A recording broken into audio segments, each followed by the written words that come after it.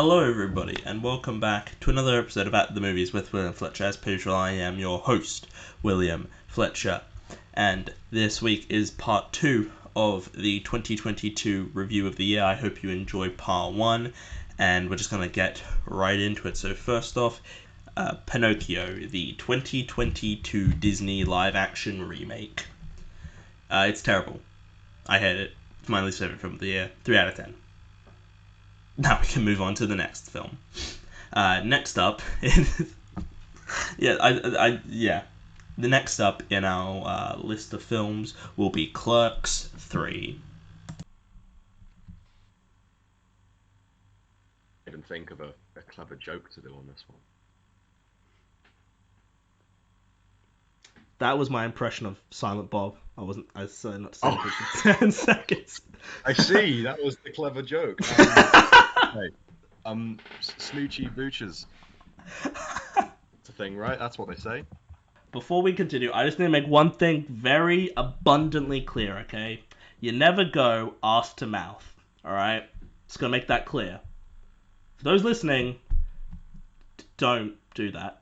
It seems like it's a very easy way to... I don't know what Clerks 3, that's what we're talking about. 3, yeah. Yeah. Kevin Smith. Yeah, so yeah, and the reason why Barney's doing this one is because, if you remember from that episode, Tom fucking hated the first two, and I asked him if he's like, hey, do you want to talk about the third one? And he's like, I have no desire to watch it, and I'm like, that sounds right, so let's... Check it out. So what is your opinion on Kevin Smith, sort of in a general, like, how familiar with Kevin Smith are you? Not very. I've only seen the Clerks films. And what do you think of them? Then I mean, I've seen the odd clip of other stuff here and there, like that one where somebody gets put into the body of a walrus. Tusk, yeah. I like the Clerks films. I really enjoy the first one.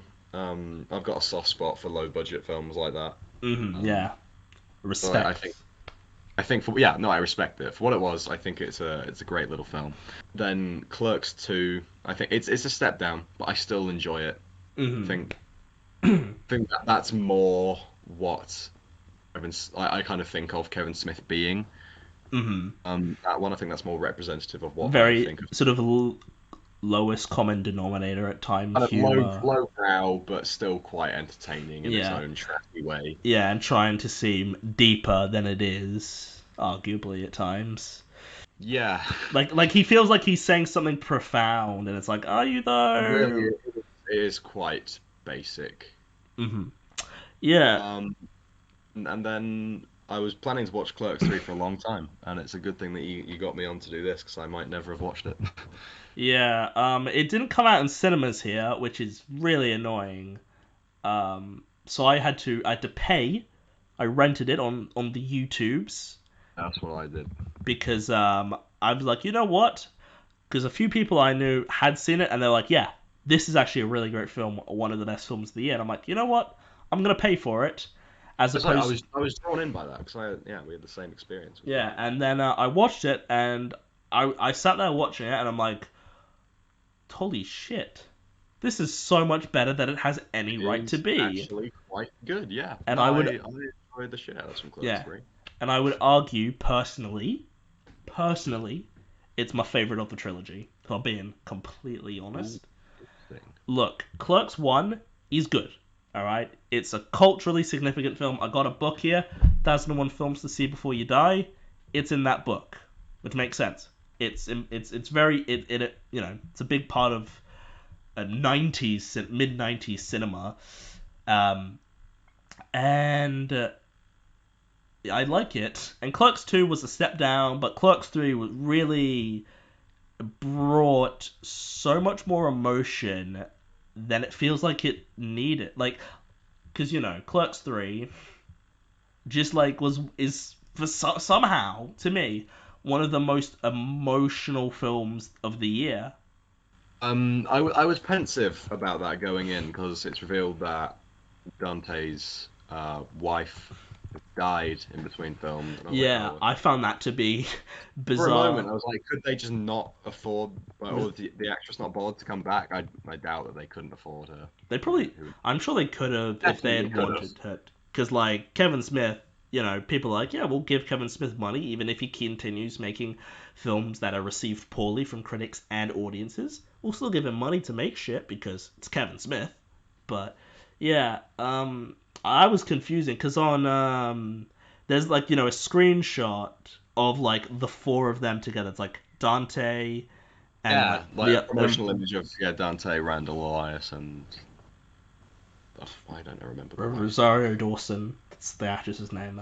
And I'm like, oh, so she'll be in Oh it. shit, that's who it was. Yeah. Yeah, Rosario Dawson. Maybe no, because she's doing a Star Wars show, so maybe that's why they couldn't have her in it because she was busy I with mean, Star Wars. she is in it, isn't she?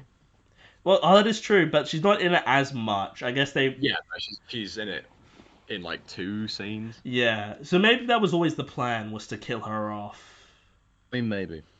or maybe they had to. I don't know, but yeah, she wasn't in I it, don't and know I was about like, you. I was never. I never thought that the actors, I can't remember the names, Jeff Anderson and the one something O'Halloran. Brian. It's like Yeah. it starts with a B. I forgot. Yeah, and I think it's Brian O'Halloran. I never thought particularly much of them Yeah, Brian O'Halloran. Yeah, and in Jeff Anderson. the first two, but I think they do very nice work in this one. Yeah, I like the acting in the other Clerks films is fairly, you It know, might be harsh for me to say this because they're the only Kevin Smith films I've seen, but it seems very Kevin Smith acting. they talk the same. The writing feels very Kevin Smith. Like a lot of the characters talk in a similar way. Like that there's they don't have sort of individual voice. Like the writing style for them is like, oh, it's just Kevin Smith dialogue, isn't it? Um, yeah, and I'm saying this as someone who's only seen the Clerks films from Kevin Smith. Like they are, but I do stand by the opinion that they are good films. Like No, I do like them. I will stand by yeah, them. and so yeah, Jeff, what's his name? Randall. He has a fucking heart attack, which makes sense. Kevin Smith had a real life heart attack that No, presumably caused him to reevaluate everything life. his Yeah, entire everything. life. He's gone on a diet. He's a very skinny man now, and he Yeah. looks about the same as he did in the first Clerks. I feel like because like he doesn't. Because I always had this image of Kevin Smith being a large fat man, but watching that first Clerks film, I'm like, huh, he's really not that fat, is he? He's And actually he isn't. he's quite not skinny. He's not like he's a skinny person, but he's like I don't know. I'm gonna say He's regular. ordinarily Yeah, proportioned, he's Sean. not he looks like an average guy. Like he's not he doesn't Yeah. jump out to you as like, oh, he looks, you know, different or anything. Yeah, so he has a heart attack, and I was like, and then he's like, yeah, I'm gonna make a movie, about my life, and I'm like, all right, I can go with Yeah, that. it got very meta. Yeah, and then they just making Clerks again. That's literally all the film is. It's just remaking the first Clerks film again, and I'm like, all right, and I really liked that actually. I really liked how the film is a love letter to the previous Clerks films, and they just It ties the trilogy together quite nicely. yeah, the whole thing of like, and they're basically filming making the first two Clerk films again. They go to the fast food restaurant that the guys worked at in the second film, which I don't even know why they were You watch working at. you get sucked off or something. Yeah, and then it goes to do, and it's just like I really like that. As someone who likes the film but isn't a big fan, I did really love the whole it's a giant love letter to the series, and I think it because it could be so self indulgent. I feel like There are some bits that I think stray into that, like when there's a bit where Kevin Smith is like, well, Silent Bob, sorry, is saying, "Oh, this is how I'm going to shoot the film." He talks basically, and then just says yeah. stuff, and it's like, is this just Kevin Smith retroactively trying to make his first film seem better? You know, Yeah, I did kind of like the whole it's like thing. how much of this was because I'm pretty sure he shot the first one in black and white for budgetary reasons. Yeah, it was literally just because they didn't have the money, because the Couldn't budget on afford that to. first film is literally like less than $500,000. Like it is not that much Yeah, money, it did not have a high budget in any way. which like you could never make a film nowadays. I feel like with that little of a budget. Well, certainly you couldn't make a film that that film like with that little of a budget could be this massive deal in a way that you could in the 90s, because that's just what you could do back then. Because the Um, 90s was a different time. okay, let's talk about like the emotional beats of this film. Oh boy, I was fucking I think they really work yeah. I really to to a really surprising degree. yeah. Because I heard stuff and I'm like, Kevin Smith doesn't seem like a writer who's capable of getting true, like, a lot of emotion out of you that isn't like comedy based. Like it seems like he can write comedy, but he can't write like sad, like sad things and be like Emotion drama, like yeah, a a drama, yeah, compelling drama. compelling drama, yeah. But there was some moments where, and where Randall and Dante, they argue and they're having all these things, and they're arguing about all this stuff, and Randall's like, he wants to make this film about his life, and it was like, well, shit, son. Your life was my life, and I really like that line. Yeah, and their sort of final argument before Dante has the heart attack was like, Don't harm us back, yeah. and I was like, oh no, because I saw a thing. I was searching for Clerks on YouTube so I could rent it, and there was a thing that said Clerks 3, Dante dies, and I was like, huh? Say, what? See, I didn't know that going in, and it shocked the shit out of me. Now it worked for me because I was like, oh, they're actually gonna, they're actually. I was like, because I see videos all the time on YouTube that are like, oh, so and so dies. I saw a thing that said like, Kim in Better Call Saul dies, and I'm like, right, Real. and and that, so I just thought it was that thing. But then when he has the heart attack, I was like, oh, he's actually gonna die. See, although yeah, see, because I didn't have that spoiler beforehand, I thought it was going to be like, oh, okay, then they're going to both have a heart attack. Now that's like, okay, we have both lived like the same life, and they're going to properly make the film about each of them. But then, yeah, Dante fucking died. I still was really grabbed by that. Like when Dante's watching the film, and he's in the Yeah. cinema, and he's looking at, he's watching the film, and I'm like, shit, that's really good. And then when I don't remember her name, and I feel bad. Rosario Dawson's character, she comes in, and she's talking to him, and I'm like, and he's like, you know, let's go, and I'm like, oh Shit, no. he fucking did. Yeah, but no, it was really powerful, and it's like I'm gonna say something potentially controversial. I think Clerks 3 might be the most emotionally gripping film of the year to me, besides like maybe Banshees of Inisherin, but like I'm I'm gonna just checking my list because I might agree with you. yeah, and it seems weird to Yeah, say that. to say that the most emotional film of the year I've seen so far came from Kevin. Actually, no, I take it back. Brian and Charles was more emotional to me. Um, Oh right, yeah. but this is a and maybe everything everywhere all at once. That was quite a nice emotional piece. But Clerks 3 is definitely up there. Yeah, I don't know. Like From Clerks what I 3, know of Kevin Smith, this is a shocker. honestly, Clerks 3 personally got me close to crying at the end. I was genuinely like, and Everything Everywhere didn't really. Like, I was invested in Everything Everywhere, and I do think it is a better film, but Clerks 3, I don't know, something about it just got to me on a level. I think looking at the film, because, I'm someone who, if I see a film, and it's a film about looking at your past and, like, Yeah, regrets oh in yeah, life, I love introspection in films. I'm just like, yeah, I'm not even close to that age, and I'm already concerned about looking back and being like, oh shit, I should have done all these other things Oh yeah, before. totally. I'm in that same place. But no, Clerks 3, and it was it was so good. It was in my top 5 of the year, and then Banshees knocked it out, but like, because Banshees is great. But Can't wait to watch that but film. Clerks 3, is not what I was expecting to see in my top 10 of the year. I should make that abundantly clear. I was never like, oh, it'll be a solid film. But watching it sitting there and like seeing all them recreating the stuff from the first one, I loved the bit where Jay and Silent Bob are doing like the dance outside, and Jay's like, oh no, I can't do it with anybody out here, and I'm like, yeah, it's a nice reference to the fact that the actor didn't want to do the dance in front of all the people, so they had to like look away or whatever.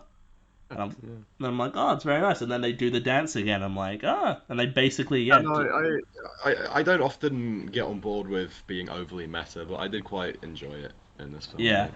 It felt like a really nice love letter to the other films, is the thing. I think it really was like as perfect a Clerks film as you can get, I think.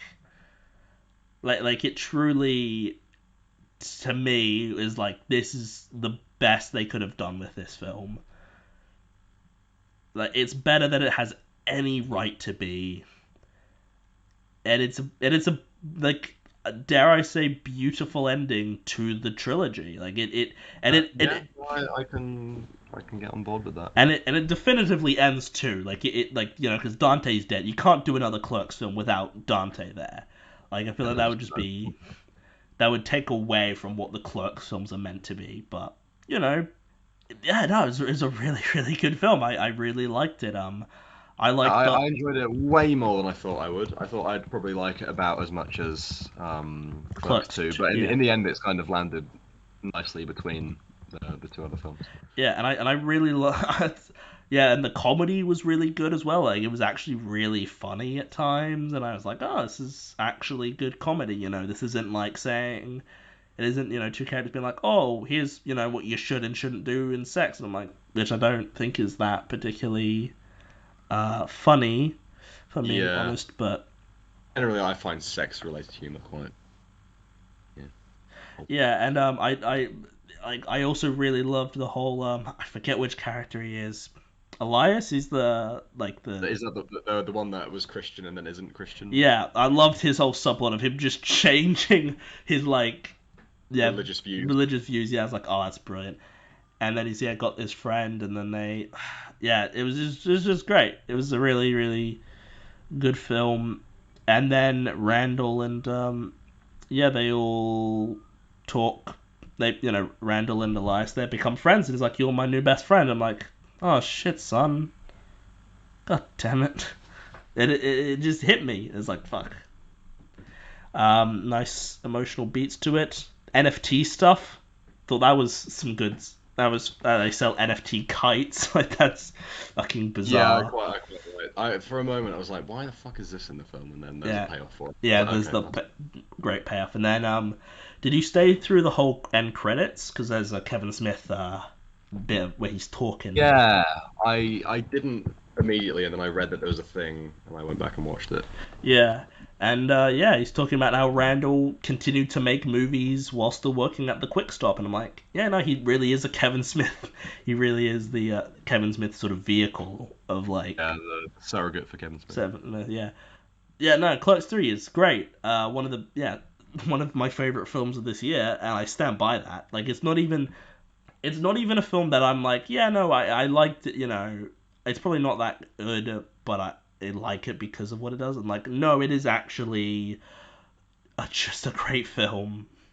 Like it unironically is a really great film, and I stand by that. I stand by my opinion that it is a really great film. I was pleasantly surprised by how much I liked it. Yeah. So for me, it's a very strong 8 out of 10. One of the best films of the year. It's in my top 10 of the year. It's a 7.5 from moi. Which I think accurately reflects the averaging between the. So you gave the first one an 8 and the second one a 7? Yeah, the first one's an 8, second one's a 7, and then this one's 7.5. That is, exactly in the middle. Clerks. There you go, guys. Clerks 3. We recommend. Yeah, it's a film that more people should see, because it didn't make a whole lot of money, and I feel like more people should be seeing it because it is Actually, quite good. Well worth the watch. Now for a bit to end this. I don't know. What's a thing we can say to end this thing? We already used two of the best bits at the beginning. Yeah. Um,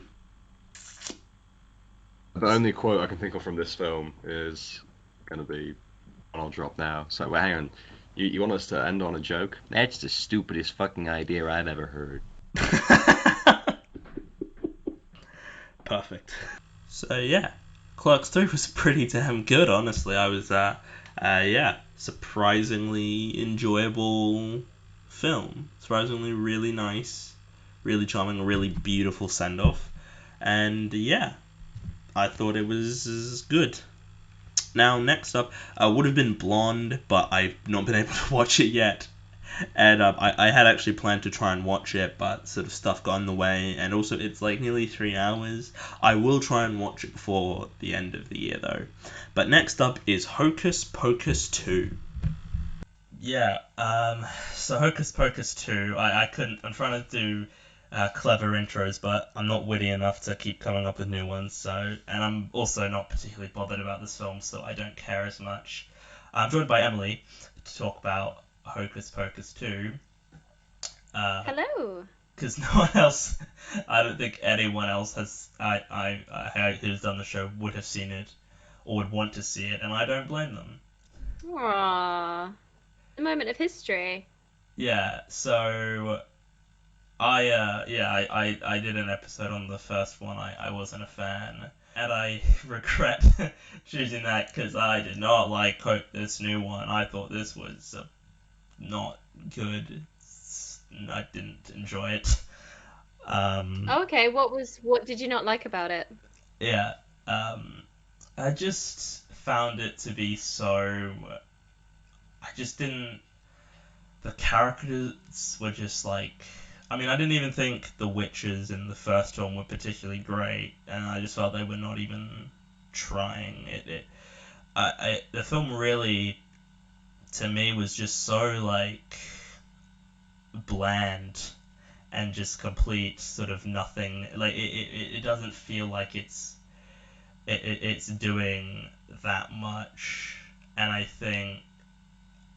feel like this is a film made for people who grew up with the original, which I didn't. So maybe that's part of it.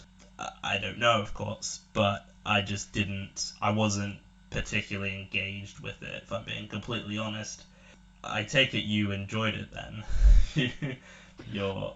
Well, I have no deep love for the first movie in that I'm not part of that cult of people. I mean, the Renaissance for the first Hocus Pocus started really early on. Like, I was in high school when people would sort of reference it as something that they loved as a child. So we're only already like 15 before we have nostalgia for it in the zeitgeist of my understanding, because I never watched it as a kid.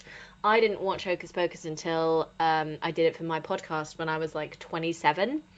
And I thought it was absolutely fine. I completely understood why it had gotten this cult following. It's just a charming, lovely tale that's very sweet and easy to watch. And I think the Three Witches are fairly iconic in how just sort of fun they are. And Bette Midler is obviously a complete scene stealer. It's just a fabulous character that she's having a lot of fun with. So you have a lot of fun with her.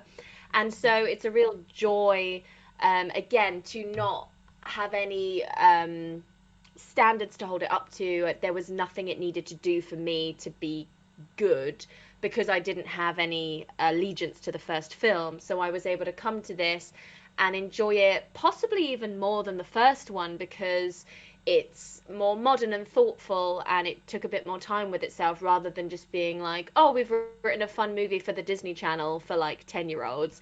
It's like, oh, okay, we're going to write a sequel to that. And very often sequels will have room to do more. And I feel like it did enough because it never needed to do much. But what it did was really fun. We had another great song and dance number. It's a joy to see these three actresses back in these roles, having loads of fun. Hannah Waddington's there, which is you're never gonna have a bad time when that happens. I was So, disappointed that she was not in it that much. I was very oh yeah, she's disappointed. not in it enough. I was Yeah. so But it's disappointed. still a joy. But Doug Jones gets to do more this movie, which I think was a lot of fun and really cool. So yeah, I didn't have a problem with it. For what it is, which is just a silly little movie for children. Like, it's good, and I think you're right. I don't know. I've not spoken to somebody that had a massive love for the original, and I would be interested to see if they were disappointed at all or if it let them down in any way. But I think everyone didn't have many expectations for it, so I can't imagine anyone's going to find it wholly disappointing. It's not hollow. It's, Tony Hale's there, which again is always a good time. And I often hate it when they try and introduce beloved old characters as children. Like Disney have started doing it a lot. They'll often have a little prologue to a lot of their movies with the main characters as kids so they can sell more toys, so they Oh can yeah, sell more yeah, yeah. No, I know dolls. you mean like the beginning of Um, Moana and stuff like that, where she's a Moana and yeah, and Frozen and Frozen. Tangled, like 2010 onwards, almost every Disney movie we've got to see them as kids at the beginning of the film before they then evolve into teenagers, and it's a complete rubbish ploy in order to sell more dolls. But we did it here as well, and to be honest, again, the actors that they chose to portray the witches as younger characters was so good, and it tied so lovely so well into the themes of like siblings. Very rarely do you get sisterhood as a like true sisterhood, not like sisterhood of the traveling pants friendship sisterhood. I mean like actual siblings. It's always a joy to see female siblings portray as someone who has a female sibling and is a female sibling. I'm always down for that kind of tale, and that's what they really focused on here. And I thought that it was great.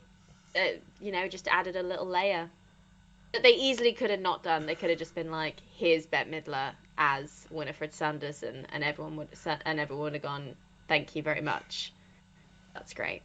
But Yeah. they took the time. Yeah. Jesus, lovely. Yeah. Yeah. Now that you made that point, that you don't really see like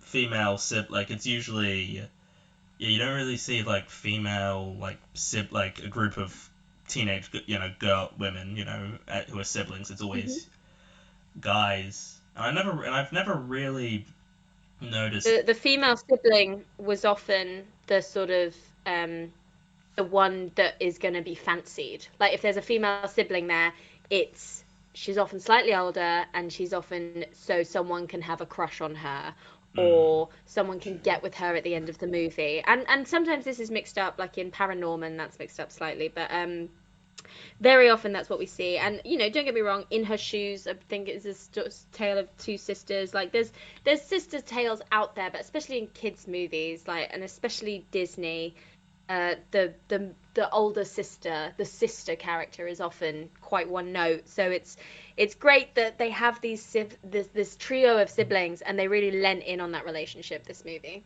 I just didn't have any, yeah, emotional attachment to any of it. At the end of the film, when there's going to be that sort of big emotional moment at the end of the film, I just sort of didn't have any connection to it, and I just think, like, as someone who's not a fan of the first film, I don't think it was like, I'm sure people well, I'm sure there's some people who hate it and think this new one is terrible, and it's shits all over the original film, but I'm sure there's some people who love this new one who are fans of the first film, and they probably got a lot more out of it, and they got more from the emotional Yeah. moment, like the sort of the moment. And it felt to me, though, it didn't feel earned, was my sort of problem with it. This sort of it's not a sacrifice, is it? It's like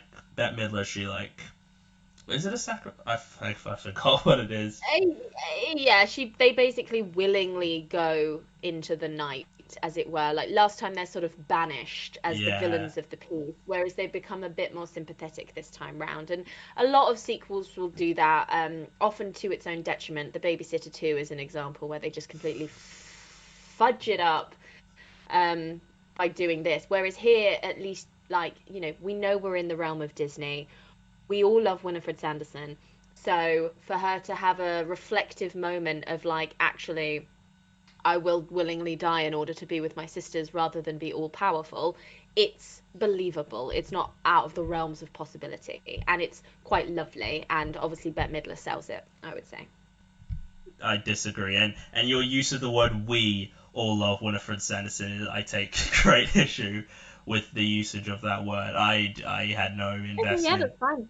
I had no yeah, just like it's not even particularly bad. I just didn't have that much. I didn't care about what they were doing with it. I didn't think the songs were particularly great. The acting overall I felt was very, very mediocre. It felt to me like a waste of great actors. Honestly, I think, like, you know, I really liked Tony Hale, but I felt like he wasn't used to his, you know, sort of full, you know, sort of ability.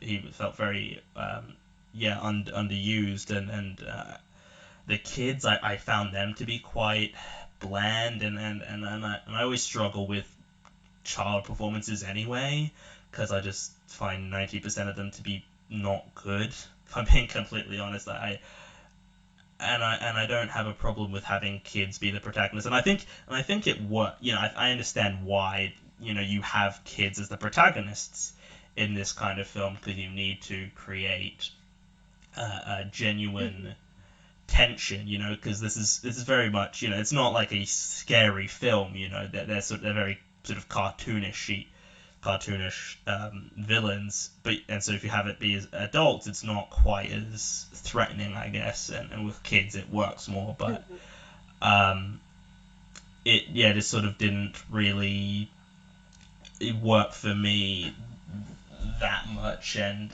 it's you know, it's I didn't yeah, I did not have that much, yeah, real, yeah, it just sort of is. It's not really my kind of film anyway, if I'm being honest. Like, I think, um, Mhm.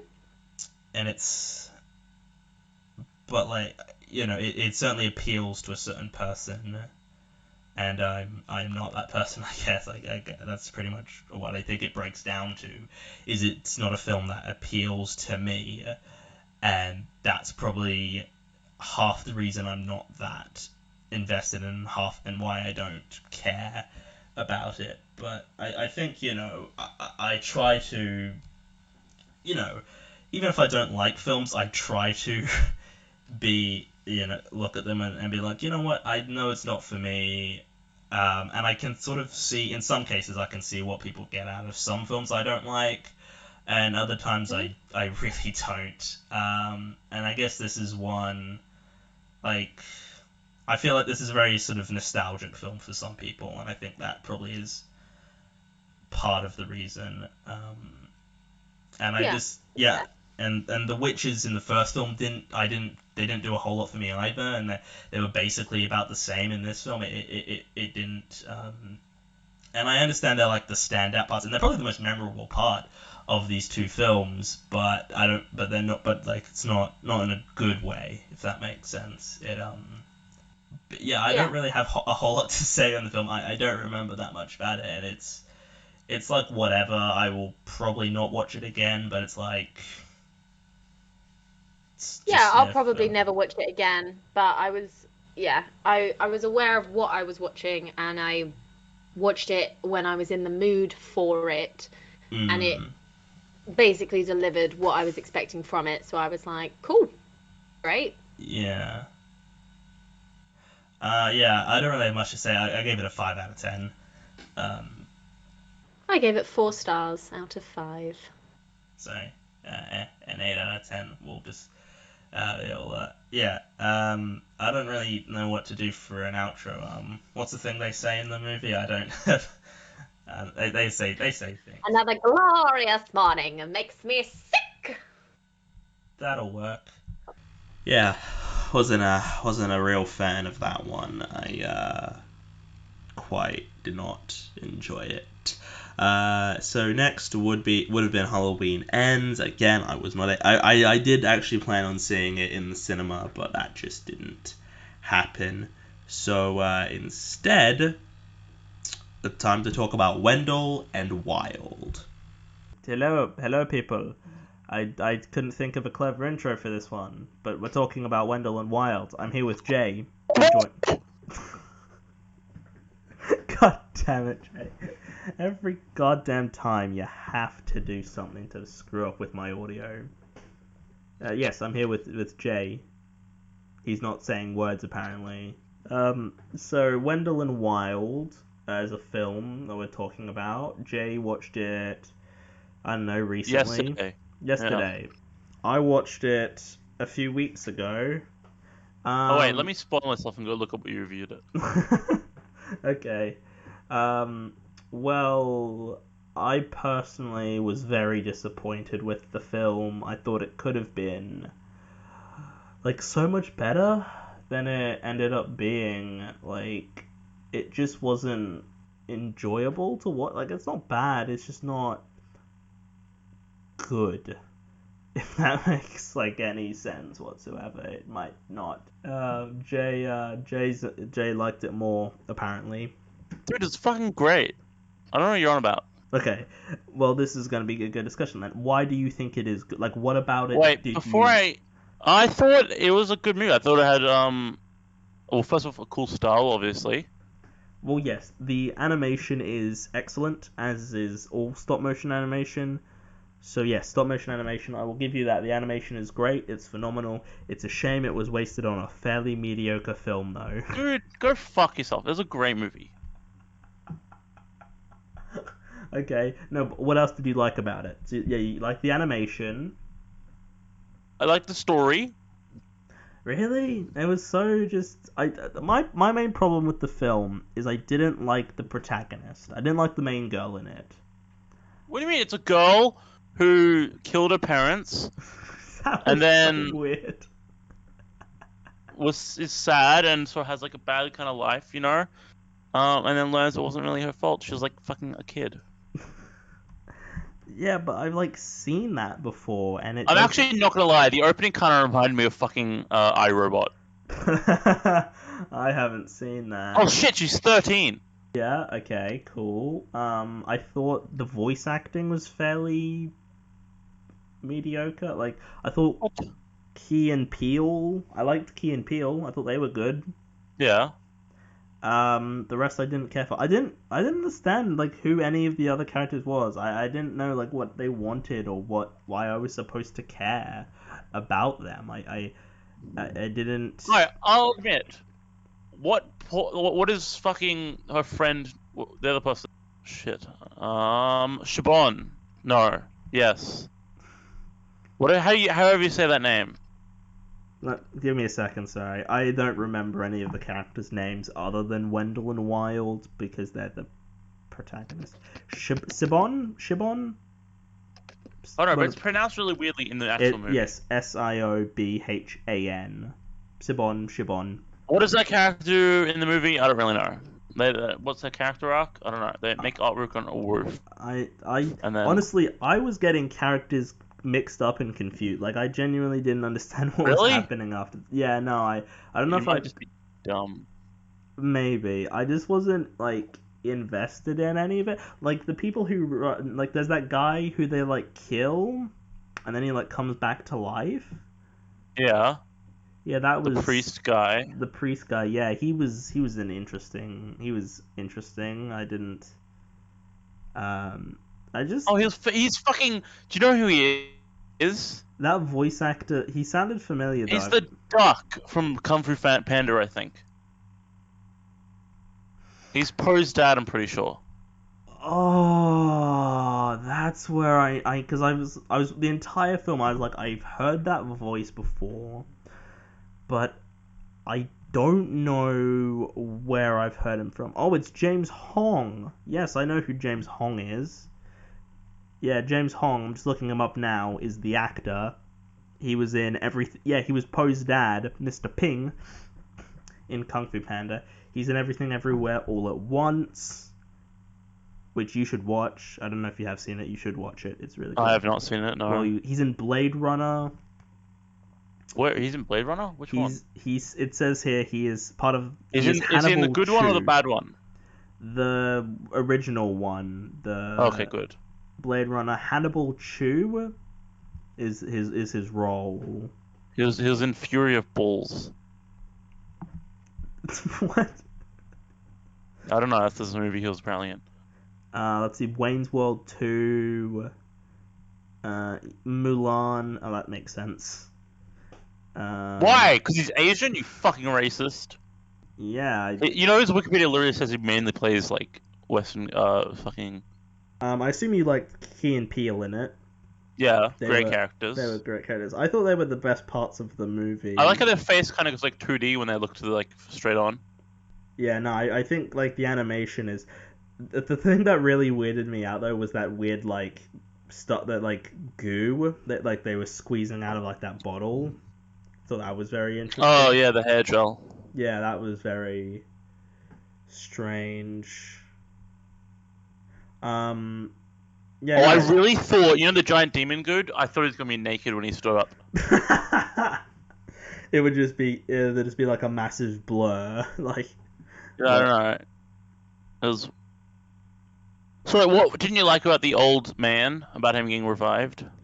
I just thought he was a weird character. Actually, I didn't. It's not because I had a problem with there being, you know, an old man. It was just he felt very. I don't know. His character just sort of felt pointless. I'll admit it. I rated the movie based on emotion, and that's what I always do. I fucking suck at objectively reviewing movies. Well, that's fine. You can rate films however you want. It did feel weird, like when watching it. It felt kind of disjointed or something. I don't know. There was some weirdness to it. It's I feel like it goes on a bit too long. I feel like things just kind of. I was surprised that it was so long for a stop motion movie. Yeah, because like Nightmare Before Christmas, that's like an hour 20 or whatever it was. What was it again? We had a long argument during the recording over what the length of the film was. It was like an hour 19 or something. You posted it, in fact. You posted it in the chat, so it should be up here. Well, let's see if you can find it before I actually go to Disney Plus and open the movie. I'm trying to. You put 50. Oh, here we go. Found it. 1 hour, 19 minutes, 6 seconds. An hour, 19 minutes, and Vendel and Wild is. I think it's an hour. It says here it's an hour 40. It's an hour and 46. Yeah. 46. Yeah. That's very long. Which is very long, and I don't think it really justifies its runtime. I felt really just like bored while I was watching it. I was like, God, when's this gonna? You felt bored? No, I really enjoyed it. I just kind of like, when is it gonna end? Because it just really kept. Yeah, it felt like it kept going. Surprising for me, I didn't feel that at all. I was actually very invested in it. Yeah. Oh. When I first looked at the movie, I was like, wow, it's going to be really long, and then it just kind of happened, and then it was done. And then I was like, wow. Right. Well, I didn't really get that. I just found the main character to be super annoying and unlikable. And that's what, really? And I just wasn't invested. Yeah, because she's acting like, oh, I understand, like, she killed her parents. That does give her an excuse to act like a shit person, though. Like, I don't think it just felt so bizarre to me, and it was just like, I get what they were trying to do, I guess. I just didn't care. I wasn't invested in the story or any of the character stuff they were doing with it. I was just, it just didn't. I was just so unengaged by it. It wasn't like the script I felt was very, very interesting. I was left disappointed because I had high hopes for the film. I thought, you know what? No, I'm gonna really like this film. This film's gonna be great. It's gonna be one of my favorite films. Top 10 of the year. And then I was just watching it, and I was just like, yeah, things are happening, but I'm not really retaining anything. I do feel it's one of the movies where just a thing happens and then another thing happens, you know? It doesn't take time to breathe or anything. Like, it's like, oh, I've got this curse. Okay, let's take this guy to get the curse removed. Okay, now the curse is removed. Okay, let's move on to the next thing. You know? Yeah, and I just was not... It's like, oh, we got to raise the dead to vote against them. Okay, we've raised the dead. Okay, they voted against them. Okay, let's move on. Oh, that was super weird. The whole they were trying to do these things, and then just a bunch of corpses came in. I was like, what is that? I don't really have much to say. I loved the movie. It was actually a really good movie. I don't have a lot to say because I don't remember too much about the movie, to be honest. You missed the point. That's why you don't like it. So, okay, alright. Jay, and do you have any sort of final things you want to say about it before we wrap up? I really enjoyed the movie. What would you give it out? I rated it 4 out of 5. Oh, 4.5 out of 5. I don't know if it deserved that. So a 9 out of 10 then. That would be. Yeah. That was right after watching it. Yeah, right. So it may change if you were to rewatch it or you to think about it or whatever. Again, like if you were to think. Well, like, I think it was just a passion project or something, man. Well, I think that is kind of what it. I don't think it was supposed to be anything more. I think it was just supposed to be, I want to make this movie, and they made that movie. And it's so maybe you shouldn't rate it so harshly, huh? I'm trying to think. I'm trying to see if there's anything I can find here. So they started developing this film back in 2015. Was when they came up with the idea for it. So 7 years later, it came out. I gave it a 6 out of 10. I did not think it was amazing, and it's fairly uninteresting to me. It's cool that you liked it, though. I'm surprised you liked it, honestly. I don't know why. I thought you would have disliked it for some reason. That's Jay's opinion on this film. Another disappointing film. Yeah, I was not a fan. I was legitimately disappointed with that. You know, especially if you go back and listen to my Nightmare Before Christmas episode, how positive I was and how excited I was for that film. But yeah, it just wasn't what I expected, and that's a shame.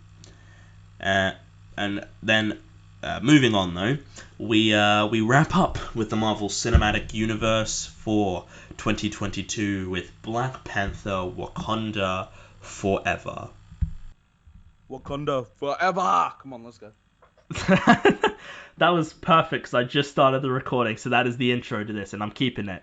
So yeah, Black Panther: Wakanda Forever. We did an episode on it, discussing it in anticipation. We talked about the first Black Panther for Wakanda Forever, and I think, if my memory serves me correctly, I was very skeptical about Wakanda Forever. I was so scared. I was, and I remember, because if you go back to listen to that episode, or I liked the first Black Panther, but I was very concerned that this new one, without Chadwick being in it, would be not as good. And I mean, straight up, I'm just gonna say this is in my top 5 of the year. I fucking loved this film. It was unbelievably good. It was way better than it deserved to be. I'm so surprised. So my sort of so I saw this like the weekend after it came out. So the film came out. Yeah, films here. I don't know. I assume it's the same for everywhere, but films come out on a Thursday for us here in Australia. And so I saw it the weekend of like its release, basically. Yeah. So I had various people. I was looking at Letterboxd, which and other people who had seen it, and I was looking at friends who are on there and their opinions on the film. And so let me just go through and look at the ratings other people gave the film. One person gave it a 4 out of 10, and then one of their main problems was that it wasn't the same without Chadwick, which what do you want them to do? Which did not help me, which very much made me slightly concerned, but that's fine. Someone gave it a 9 out of 10. Someone gave it a 8 out of 10. And then another person, they gave it an 8 out of 10. And I read their review of it. And they were talking about how, like, shocked they were and surprised that the film was as good as it is. And how what it's dealing with is, and how they were talking about how while they think it would have been fine if they recast T'Challa, and it also, the artistic decision to have T'Challa be killed, I think was actually a very good idea, and I think it did it so tastefully, in my opinion. I think I was worried that they were just gonna be like, this is it, time jump, move on, or not even mention it altogether and just sort of like reference it. I assumed that. But the idea that the whole film is basically centered around grieving. Yeah, I think Chadwick Boseman's Black Panther. Honestly, and it worked for me. The emotion, because that's sort of what the first sort of chunk of Avengers Endgame is, really. Like, a lot of that sort of beginning of that film is dealing with the grief of Thanos and the snap, and it never quite worked for me in that film. Like, I do love Endgame, I think it's great, but I think the emotional impact of that didn't quite work for me.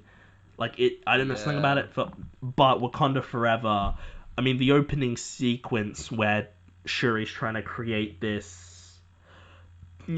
drug, this thing to keep T'Challa alive, and then, he dies. I felt like that was one of the best openings to any of the Marvel films they've done. I think the Endgame one didn't work mostly because you knew that they were coming back. We knew that Tom Holland had signed more Spider-Man contracts. We knew that we knew that they were going to be revived, so why grieve the dead? Yeah, exactly. It didn't, because I'm like, I know, Tom Holland's not going to stay dead. I know they're doing Guardians of the Galaxy 3. I know they're doing Doctor Strange 2. I know they're doing all these things. I'm not concerned. But the fact that I know that T'Challa, that Chadwick Boseman is actually dead, really, I felt like, because I know he wasn't going to be recast or brought back in this film, I was like, okay, so that works for me more on the emotional side. And I think, having the funeral, and then I was like, it just, because that's what the film really is about. It is about grief, because Avengers Endgame is sort of a film of a couple different, because part of that film is about grief, but then there's another part which is like, oh, fun time travel shenanigans, but Wakanda Forever is just about grieving and dealing with the fact that this guy is dead,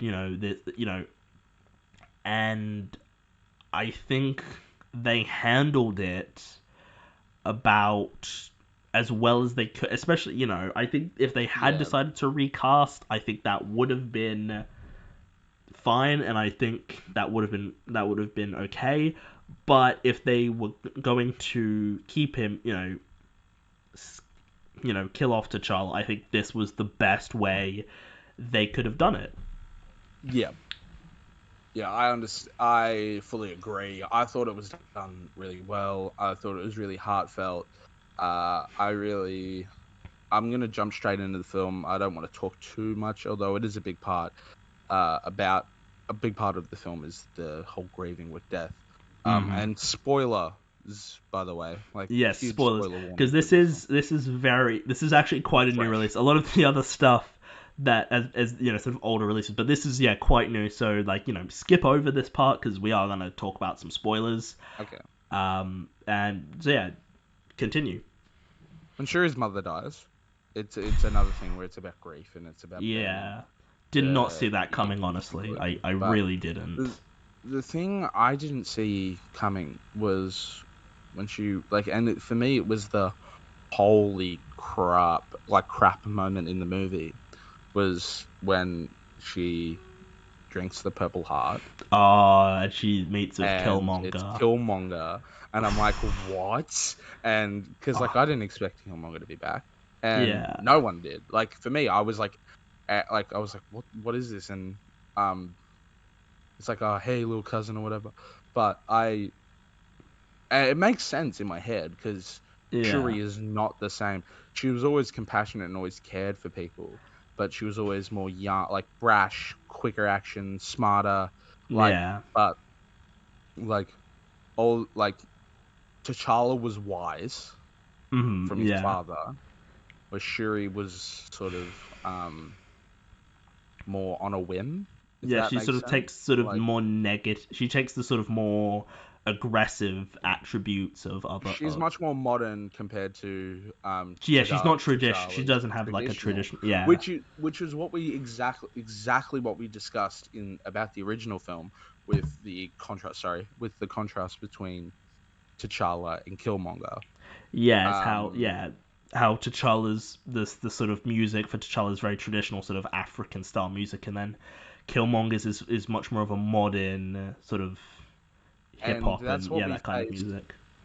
And I didn't really realize it until like towards the end of the film how the second film is the inverse, and that's why it makes sense to have Killmonger be there. Whereas because in this film, Shuri's the Killmonger to Namor's traditionalism.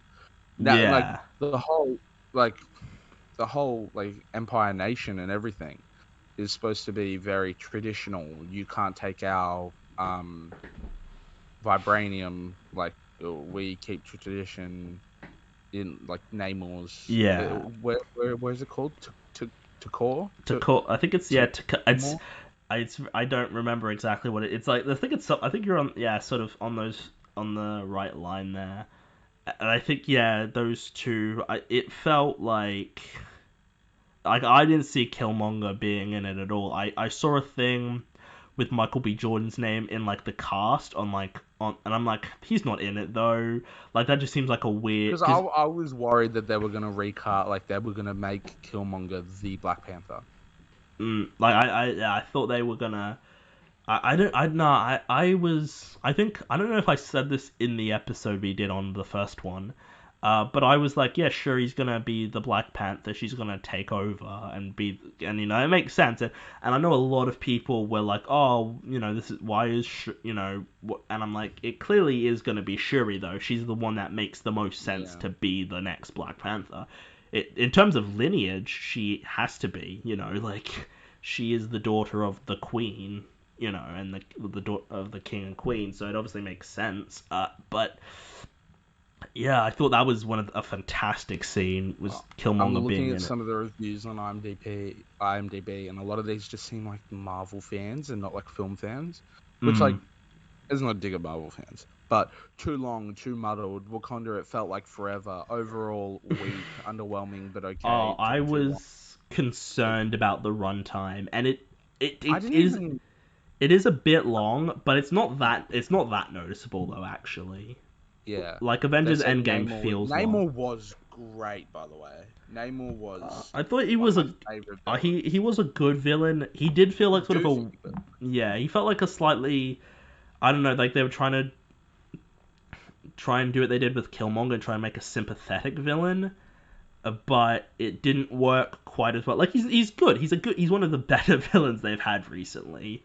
But I think, and Wakanda Forever, I think, as a film, has had a lot of sort of elements of controversy around it, around Letitia Wright and her opinions on things. But there hasn't been too much on that front, and it's not like, it's. But I think like performance-wise, I think this is fantastic. I think the performances in the film are just fantastic. Like I think this is a very strong lineup of acting. I think this may be the best sort of overall group of performances in the MCU for like a specific film. Like, I think all the characters I remember all the characters I was complaining about in the first one felt far more defined and interesting. Like Nakia actually felt like a character this time, and Angela Bassett I thought was really good. I wasn't a huge fan of the Ironheart arc. I thought, Oh, I thought she was probably the weakest bit in the film, well, and definitely the weakest link, which isn't to say that the acting was poor, because it was a good job. I just think that the character of Ironheart just wasn't for this movie. yeah, I feel like I get that they're trying to build like a younger Avengers, and I think she's need getting that, her but own TV series as well. I think she's like a thought big maybe part. the younger Iron Man would have been like Morgan. Maybe, yeah. Well, that is a thing actually that sort of after Endgame came out, because they were thought people were theorizing that the actress who plays Morgan in Endgame would grow up and take over from Robert Downey Jr.'s Iron Man and be Ironheart, which I think would have been a good idea. I think just wait about 10 years or so until they're much older, and then we can do that. But I think the Ironheart thing, it felt like it was kind of there because they needed to set up that character, and they did need to establish, because this Ironheart character is sort of will be a big part in the next couple, for the next little while, and this Young Avengers that they're doing, which is fine, but she was probably the weakest bit of the film in terms of characters. I didn't particularly think. I'm just a bit.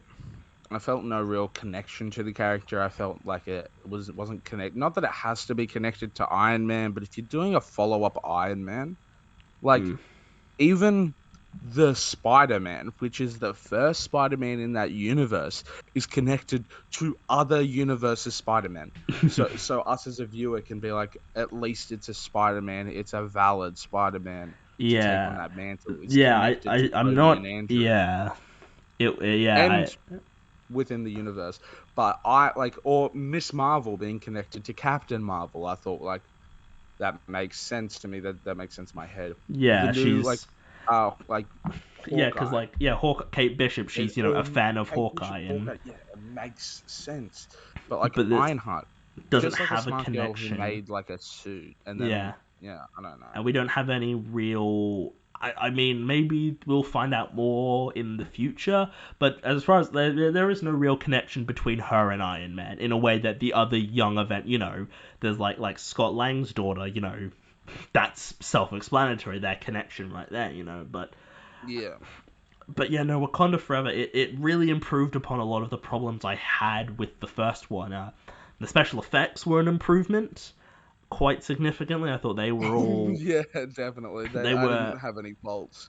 I thought they were actually really good. I really loved the Namor's, like, they had these like water bombs they'd throw, and just like they had this great bits of slow motion. I thought, oh, that is fantastic. I think it makes sense as well. It makes sense. And I thought, that scene where they're like singing these, like, when they like attack that boat and they're singing, and these guys like falling into the water and like dying. That was great. I didn't need Everett Ross. I thought Martin Freeman was a very sort of pointless character, honestly, in the film. He's not that interesting. Yeah, I feel like they just brought back and Julie Louis-Dreyfus as well, being in it was very. They just sort of wanted to bring him back for. They're like, oh, we kind of need him.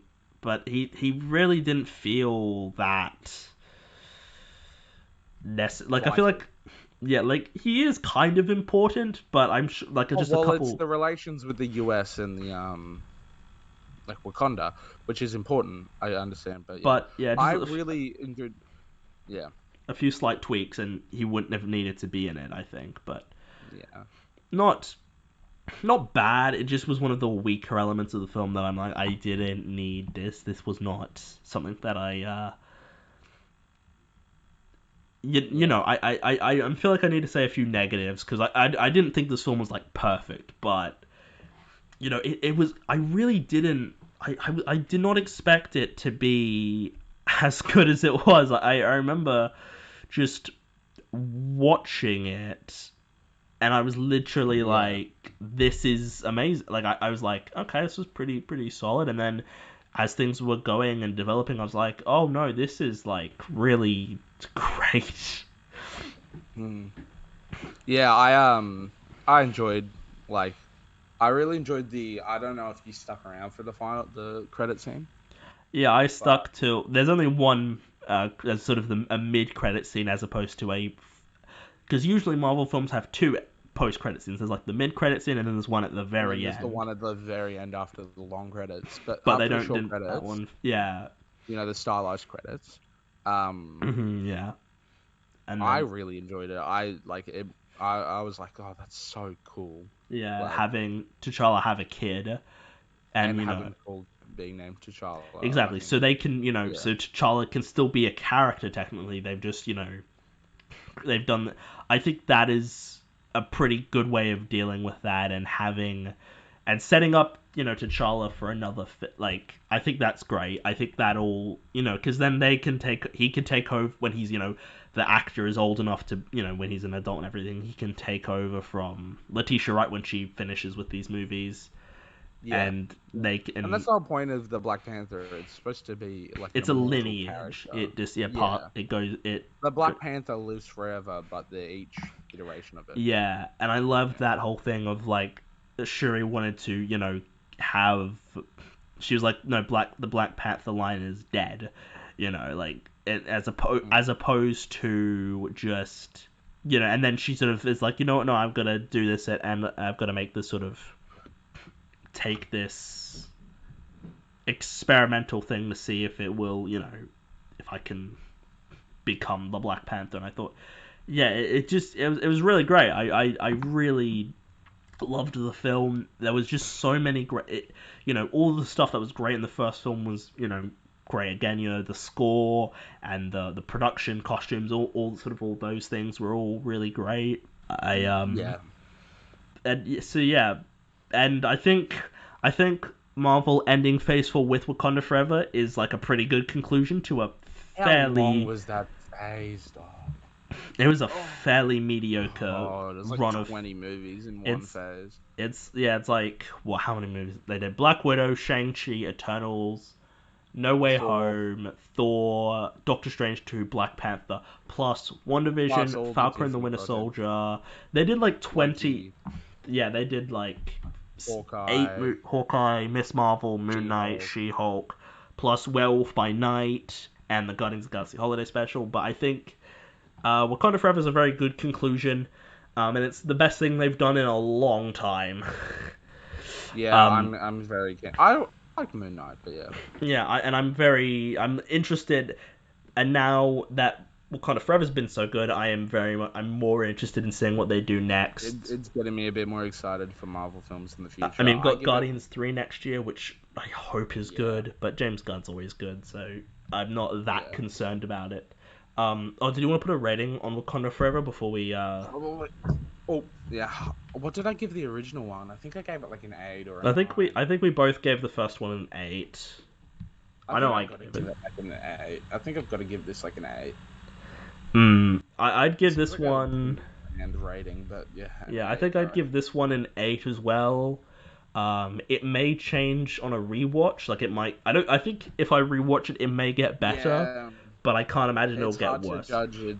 It's still in cinemas, so. Yeah, I loved it. And my top 5. It's in my top 5 of the year. My 5th favorite film of the year. And I stand by that. It's great.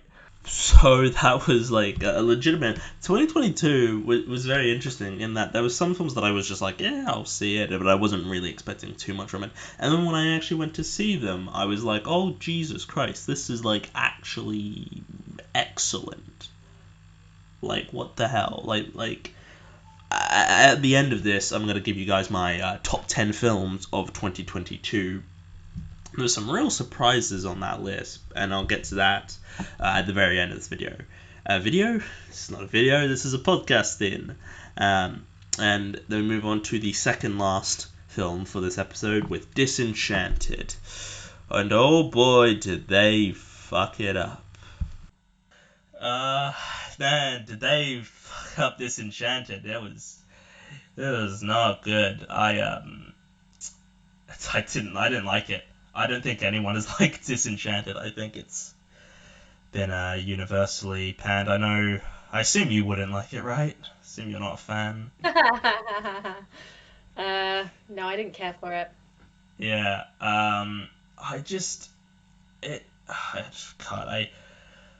it's so frustrating because if remember back to the episode, I liked Enchanted, but I wasn't the biggest fan. Like I enjoyed it, and I'm happy to watch it, but it just doesn't. It's not like I don't think it's an amazing film or anything, but man, they just made me think like, wow, that first one was so much better. It's given me a whole new appreciation, and what were they doing? I don't understand what happened. How did they? Great. I'll tell you what they were doing. They were trying to make money, and they were trying to cash in on it before everybody got too old. And what they were doing was that they clearly had one meeting where someone vomited up some fucking script, and everybody went, yeah, we'll do that. And no one involved in the production made any effort to say, hey, remember how meticulously thoughtful and what a love letter the first movie was to the Disney studios, and we've now come so far and we've done so much, and there's so many things we can address with this environment and this platform, and we're not going to do any of that. Oh! I spent my Saturday rewriting a brief for what Disenchanted should have been. Full-on 3-act structure on what should have happened instead of what we were given. And what was so frustrating upon my rewatch of this movie was that it felt like they were getting close to it. It felt like somebody had an idea. Basically, what should have happened is that Robert, Grey's Anatomy man, he should be Patrick dead. Dempsey? He should be dead. Patrick Dempsey should be dead in this movie. He serves no purpose, and what he could be serving is fueling the plot of grief that then leads Amy Adams into her like evil phase and her stepmother phase. We should have spent more time in Andalasia in the animated realm. We like it just, and it feels so close. There's really weird moments where like it's like, oh, Robert, you're going to ride this commuter train until you die. Like, you're given a sword and you don't know how to use it. Like, there just seems so many moments where they clearly, possibly, I don't know, maybe I'm giving them too much credit, have thought about killing off Robert's character. There's, like, weird implications. But no, like, he's here wasting time, wasting screen time, as everybody is. The songs are forgettable. Like, they could have been so good. The baby is pointless. There's no fucking point in having that baby. It's just so disappointing. And it was even trying to market itself as like a fully fledged Disney musical. Like, you're seeing all of the hotspots on TV for it, and they're like, oh yeah, this is a good old fashioned Disney musical. They're like cutting in the middle of dance sequences. The choreography is weak. The costumes don't make sense. The references that they make are pathetic.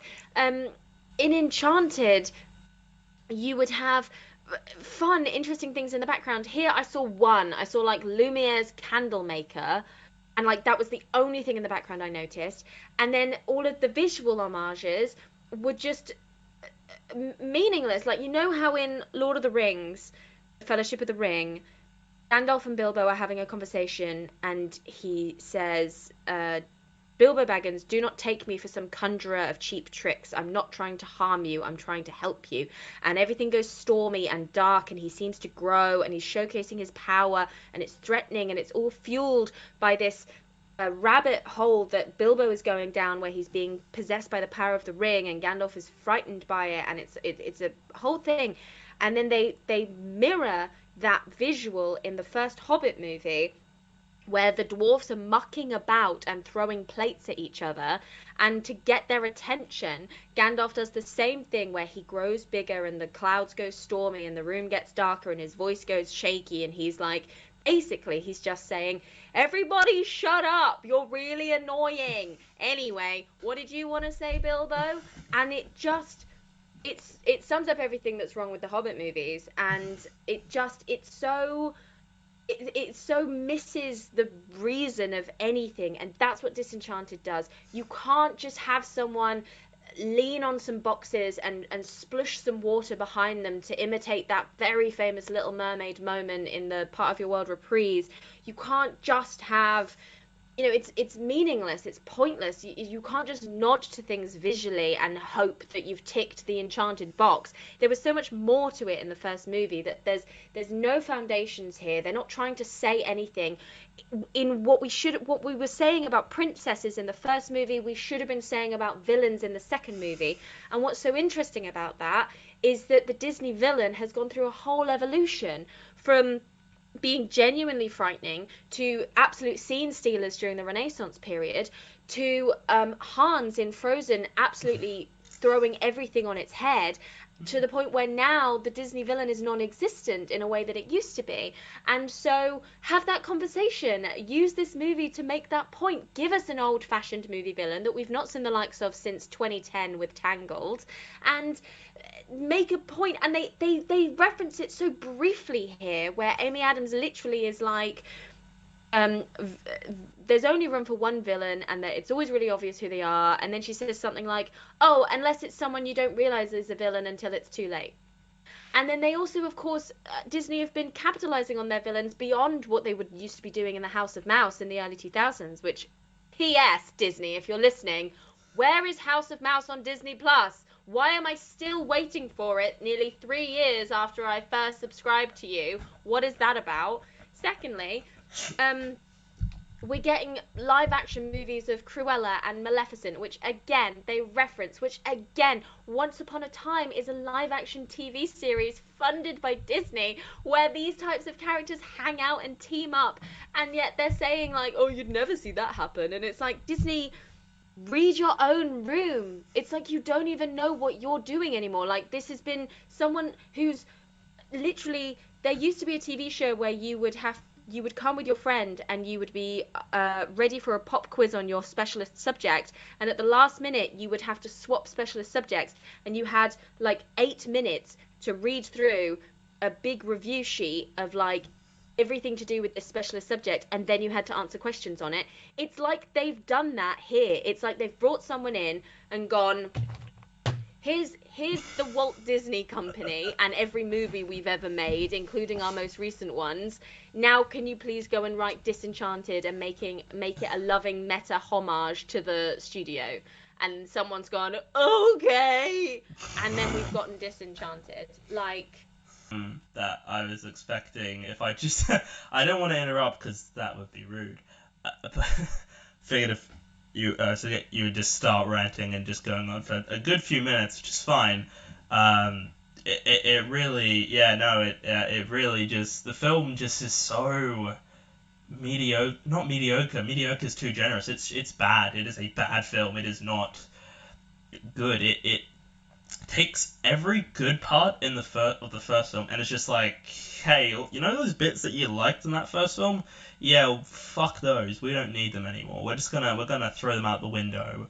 Like, I was very, if you remember back to the episode, I was very complimentary of James Marsden, and I thought he was fantastic. Actually, I thought he was a great part, and they just ruined his character. He just felt he regressed as a character in terms of development, and he had no charm, and he had nothing of the first one. He felt like a fucking idiot, and he never felt like that in the first one, and it felt so just like bad, and felt so disrespectful to that, like, because I don't think like he's an amazing character or anything, but he was like my favorite part in that first one, and he was so entertaining, and he just had none of that in this new film. Like, Amy Adams was not very good, and like just felt so no, Amy Adams was doing her best with what she was given. Like, Amy Adams can't really do wrong, and especially in this character. And I felt her Gollum-esque twisting between being an evil stepmother and being Giselle, the princess from Andalasia, I thought was done very, very well, and I wanted to see more of it, which is why they should have leaned into it way more. you know, there were moments where it gets close to saying something and being good, and they've got these wonderful actors, and they've got these songwriters that should be bringing out banger after banger. There's only like 4 songs in the first Enchanted, but everybody can sing all of them. And here we could have had a massive proper villain song instead of the weird little Latina duet that we get. Maya Rudolph is wasted. That's not even to talk about the 2 women that she's got behind her, 2 exceptionally competent comedic actresses that are just fucking useless here. Like, so insane. It's so insane to me. It's like you have more money than sense at this point, Disney. This really could have been something special. And what happens when you make something special is that it lasts and it becomes its own money-making endeavor. But if you don't do that, then you can't do anything with it. And so it's in your favor to make good art. Michael Eisner, the CEO of the Disney company back in the 90s and the early 2000s, once was quoted as saying, you know, if we accidentally make art or something important or something decent and memorable, then great, but fundamentally we are just out here to make money. And that seems to have been, even though we've gone back and forth with CEOs, we're back with Bob Iger, I believe, recently here, we've gone back and forth over the last few years, that seems to be the mentality now. And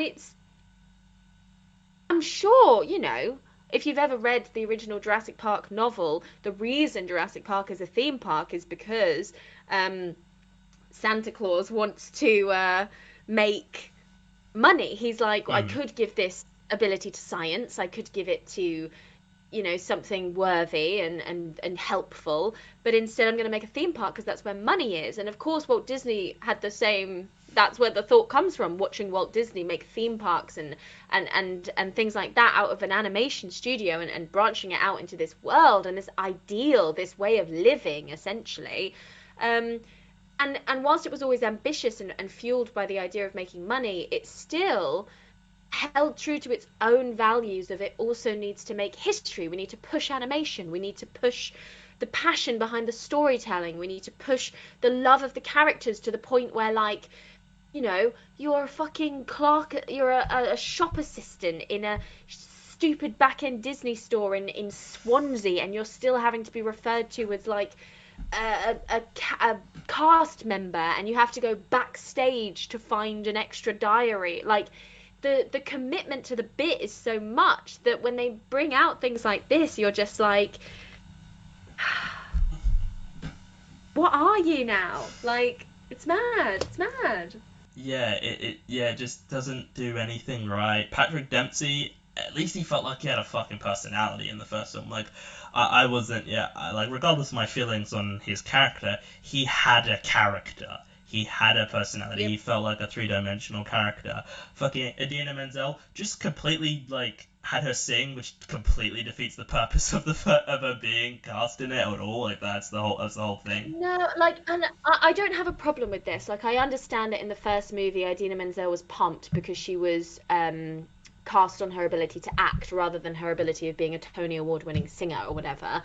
You can't then happen to have Elsa, the most financially successful singing voice in your entire, like, archive of existence, and not get, like, if they'd have put Idina Menzel in Disenchanted and not given her at least one song, I really do think they would have been missing a trick. Like, at this point, it's very lovely for her, but we're talking pre-Elsa.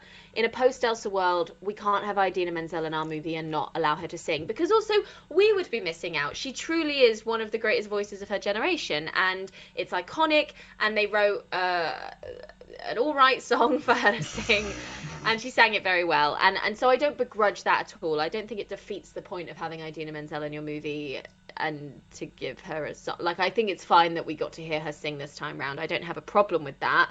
I have a problem with the fact that the songs were utterly forgettable and rubbish.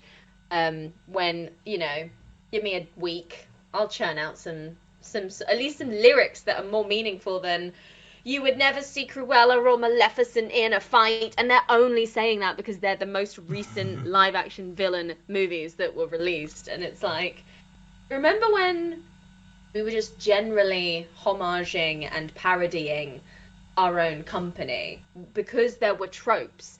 There are still tropes in Disney with which to parody, but we've decided not to do that. It's not like there's no longer any tropes. The tropes have changed. So if anything, now more than ever is a perfect time for Disenchanted to break down the evolution of the Disney studio and what it's bringing out, and the idea of the fake turnaround villain that's become popular, or the idea of the lack of big villain song, or the idea of the meta-ness that is now filling our Disney movies, which began with Enchanted. We could have had some really interesting, clever things to say, but instead we got, I don't even know, nothing. Can hear a beeping sound. Don't know if that's... Yeah, I think I live in a house share, I think someone set off the fire alarm. Oh, well, that's just brilliant. I was so just completely unengaged with it, and it left me so disappointed. And it just didn't. It felt the sort of it tried to be meta, but it wasn't charming, or there was no subtle. It was so just in your face meta-ness. Like it didn't have any. It just what I just don't know what the writers were doing. Honestly, I think they just wanted to. And this is a film people have been wanting them to make for over a decade, nearly like 15 years or so. And like this is what we get. This is forever gonna be the sequel to this film. And, I was talking through my ideas for what it should have been with Sol from Diminishing Returns, and he did make the point that I'm getting angry as though they've had 15 years where they've been writing it. Do you know what I mean? Like, we should have been on the 15th year draft, which should be like the tightest screenplay ever, and it won't have been that. There's been 15 years, but they've probably only been working on it for like a year. It's only because we've had 15 years to mull over, and especially if we have a real interest in the studio and the company and its evolution and everything that we've witnessed as a fan going through the golden age, which we all had on VHS, through to the Renaissance that we saw in the cinema, going onward, watching DreamWorks take over and how the DreamWorks studio influenced our characters and our storytelling within the Disney company, and like watching that evolution, to then think, oh, there's going to be so many interesting things that we can do here, for them to then not do them and just take a very very, very modern Disney approach of something where they're just like, people will watch it, they'll make money, I think it's fine. Because especially if you're releasing something onto a streaming platform, I don't quite know how the money works there. Like, is the idea that if they release it onto the streaming platform, people will subscribe to Disney Plus for at least a month in order to be able to watch Disenchanted? You could just make free trials though. And then... Oh yeah, exactly. This thing, I don't know how the money, I don't know how the business structure there works. That doesn't make any sense to me. And it doesn't deserve a cinematic release, this movie. It does not. No, it could have done. It could have done, because it could have genuinely have been a proper old-fashioned Disney movie musical. We could have been more. Even the animation style is uglier this time round. Oh like, yeah. Outsourced I don't know. I don't know why because it looked just so. It just didn't look good, and there's a lot more sequences like in that animation, and it's just like, that doesn't look good. Like, what have you done? Did you just cheap out on it? Like, did they just not? And I imagine as well, a lot of production may have happened over COVID, or at least in the aftermath of COVID, where things were still a bit disjointed. But I just get me on board next time, Disney. I'll be your I'll freelance and I'll come help ghostwrite, because honestly, this movie was ripe. It was the right place to have had a real look at yourselves and poke fun in a way beyond the now completely boring, you can't marry a man you just met, rubbish. Do you know what I mean? Like, and just just a real missed trick. Like, if you were gonna do it do it properly. Yeah. It left me so. I mean, I feel like you've really covered a lot of my problems with it. It just didn't. Also, no Timothy Spall or Susan. No, like, there's no really charismatic like people in it. I think. And like, you had, well, Amy Adams is charismatic and she's wonderful when she's playing evil. Why the hell is Maya Rudolph not a character from Andalasia and related to Susan Sarandon's character? It's a goddamn Disney sequel. You have to have the villain be related to the villain from the first movie. That's like the literal rules. Like it's a Disney sequel. Millions of these things exist. To cinema, straight to DVD, straight to VHS. They've existed for years. They have their own tropes. They have their own rules. They have their own. Do you know what I mean? Like, it's its own entity. So whilst we're also deconstructing the Disney villain in the way that the first one deconstructed the Disney princess, why aren't we also deconstructing the Disney sequel? Like, it should have been the most obvious thing in the world to make Maya Rudolph Susan Sarandon's sister, and yet she's not. It would have been a slam dunk if they had done that. It's so stupid because I don't understand them. I don't understand them at all. I hated the prologue and the epilogue with Pip the chipmunk. Who's probably only back so they can sell Pip toys. Like, they can't sell Timothy Spall toys. You know what I mean? Like, yeah, no, you can't. Right? Yeah. Which again, like, he easily could have. They shouldn't have moved to their little countryside area. That shouldn't have been part of the plot. They should have stayed in New York. So then you could have bumped into him. You know, you could have had him as a little bit of word of advice because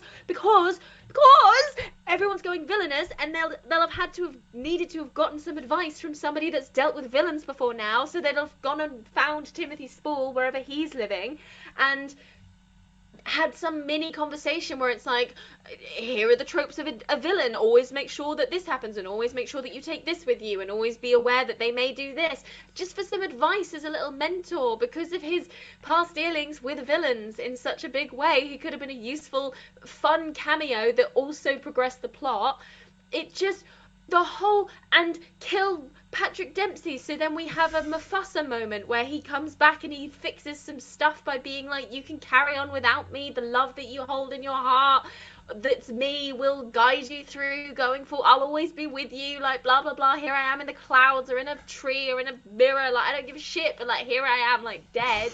So then we're also dealing with the fact that loads of Disney movies deal with death and grief, and we really could have used that to push her into her villain era. Like she's such an overwhelmingly positive, good character that if she has to deal with premature actual death of someone that she loves, how is she going to deal with that? She's going to go crazy and evil. Like, take it out on the younger child who also was trying to deal with grief and lash out, and then so it's more nuanced, so they're both as annoying to each other as each other, and like, just, there was so much here that they could have done, and they didn't do anything. They didn't do any of it. It's so annoying. It makes me so upset.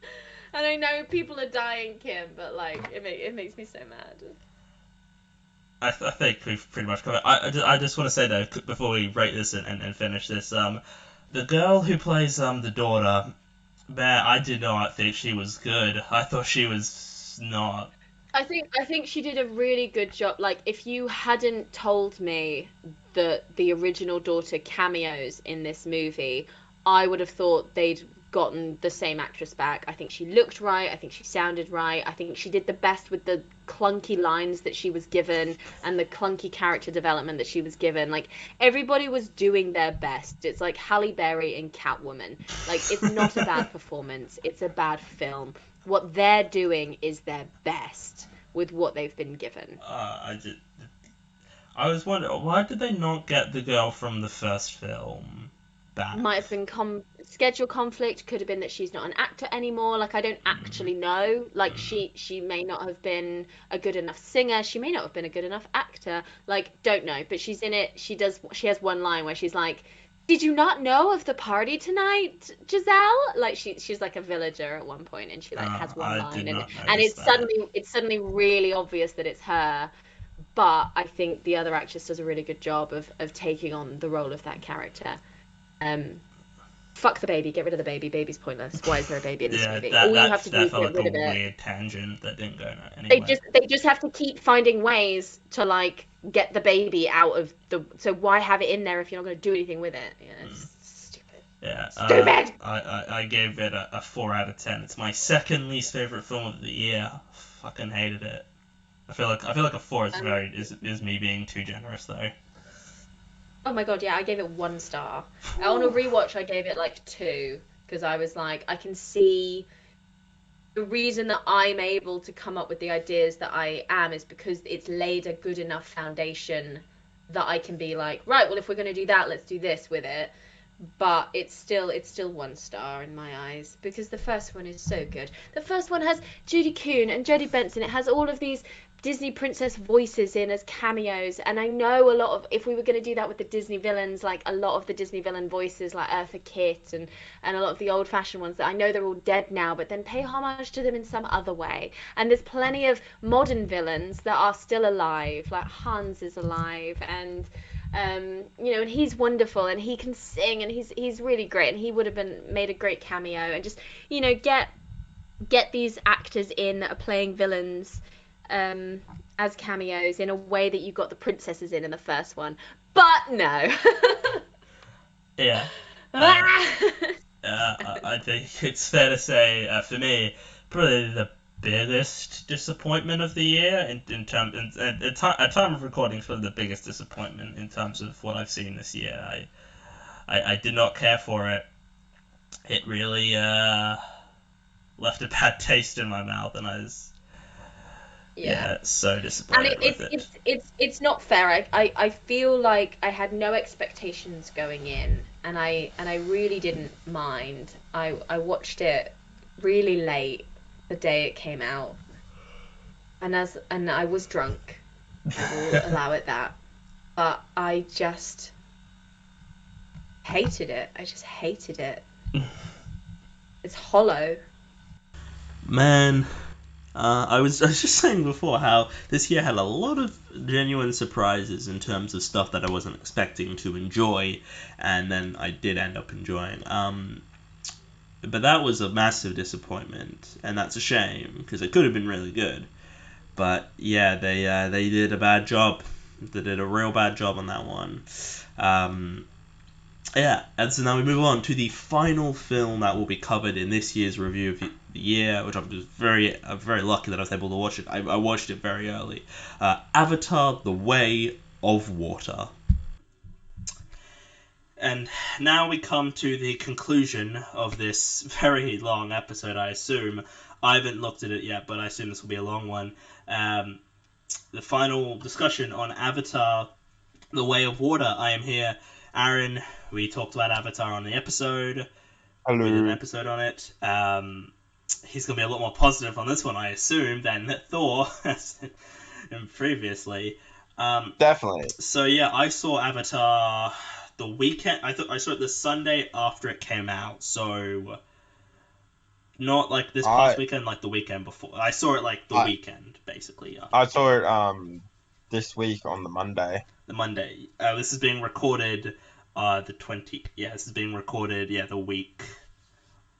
It's nearly Christmas by the time we're recording this. It's like a So yeah, I went to see this. I saw it with a friend. We saw it in like big cinema 3D glasses, which I've got right here.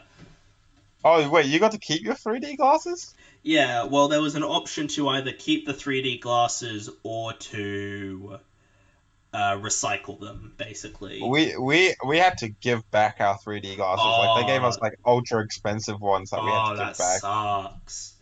I actually, cause I don't really, I mean, 3D isn't a thing anymore. It's very much, what is a thing, but it's not like a thing people are like, oh, you need to go see this in 3D, and I don't have a real interest in it, honestly. But Avatar was like, I need to see this in 3D. Yeah, Like, because the first movie is what brung 3D back, I feel like. yeah, it really was like, it was like that's the whole reason people went to see the film. I feel like was like you need to see it in 3D to see how amazing it is. In 3D. I saw it in a fairly packed cinema. I was like, I expected it to be like more people in, but there was still like a solid amount of people. I saw at one bit there was a guy recording a bit of the film on his phone, and I'm like, come on, man, why are you doing that? Yeah. You're just don't do that. And yeah, I quite enjoyed it. Same. I think seeing it in 3D helped because I was watching it and then the movie starts and then it just really was like stuff was just like popping out of the screen like immediately. Yeah, I feel like the 3D was just so much better than what it used to be. Like this is the first 3D. Yeah, this is like I haven't seen a 3D movie in a decade, pretty much. So like the difference, it was a lot more. It wasn't like it had actual effects because I used to find that 3D never had effects on me. And like those scenes when like there was when they were getting shot at in the jungle, and like you kind of see like the bullets go past.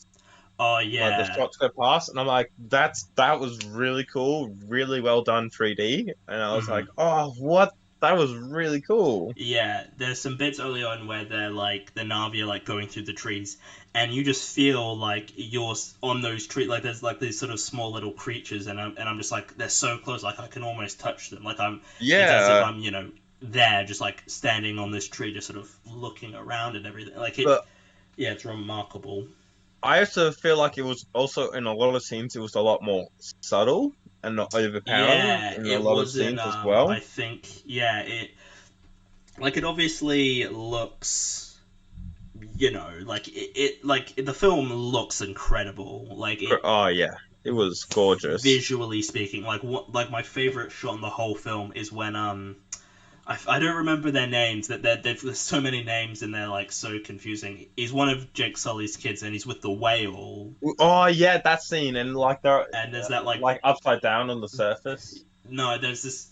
The shot I'm talking about is like we see it from below and the whale's just like holding out its like fin and he's reaching out to touch it, and like they're like in black, but you just see like the water above them and it's just like that's the scene I was talking about. What you're talking about. Yeah, I'm just like that is amazing. Like that shot right there is like fantastic. And I was like, it was at that point that I'm like, oh man, I really need to go to the bathroom, but I want to see that shot first because it's in the trailers, and I'm like, I want to see that shot first before I go, because I'm like, I held in for the whole movie.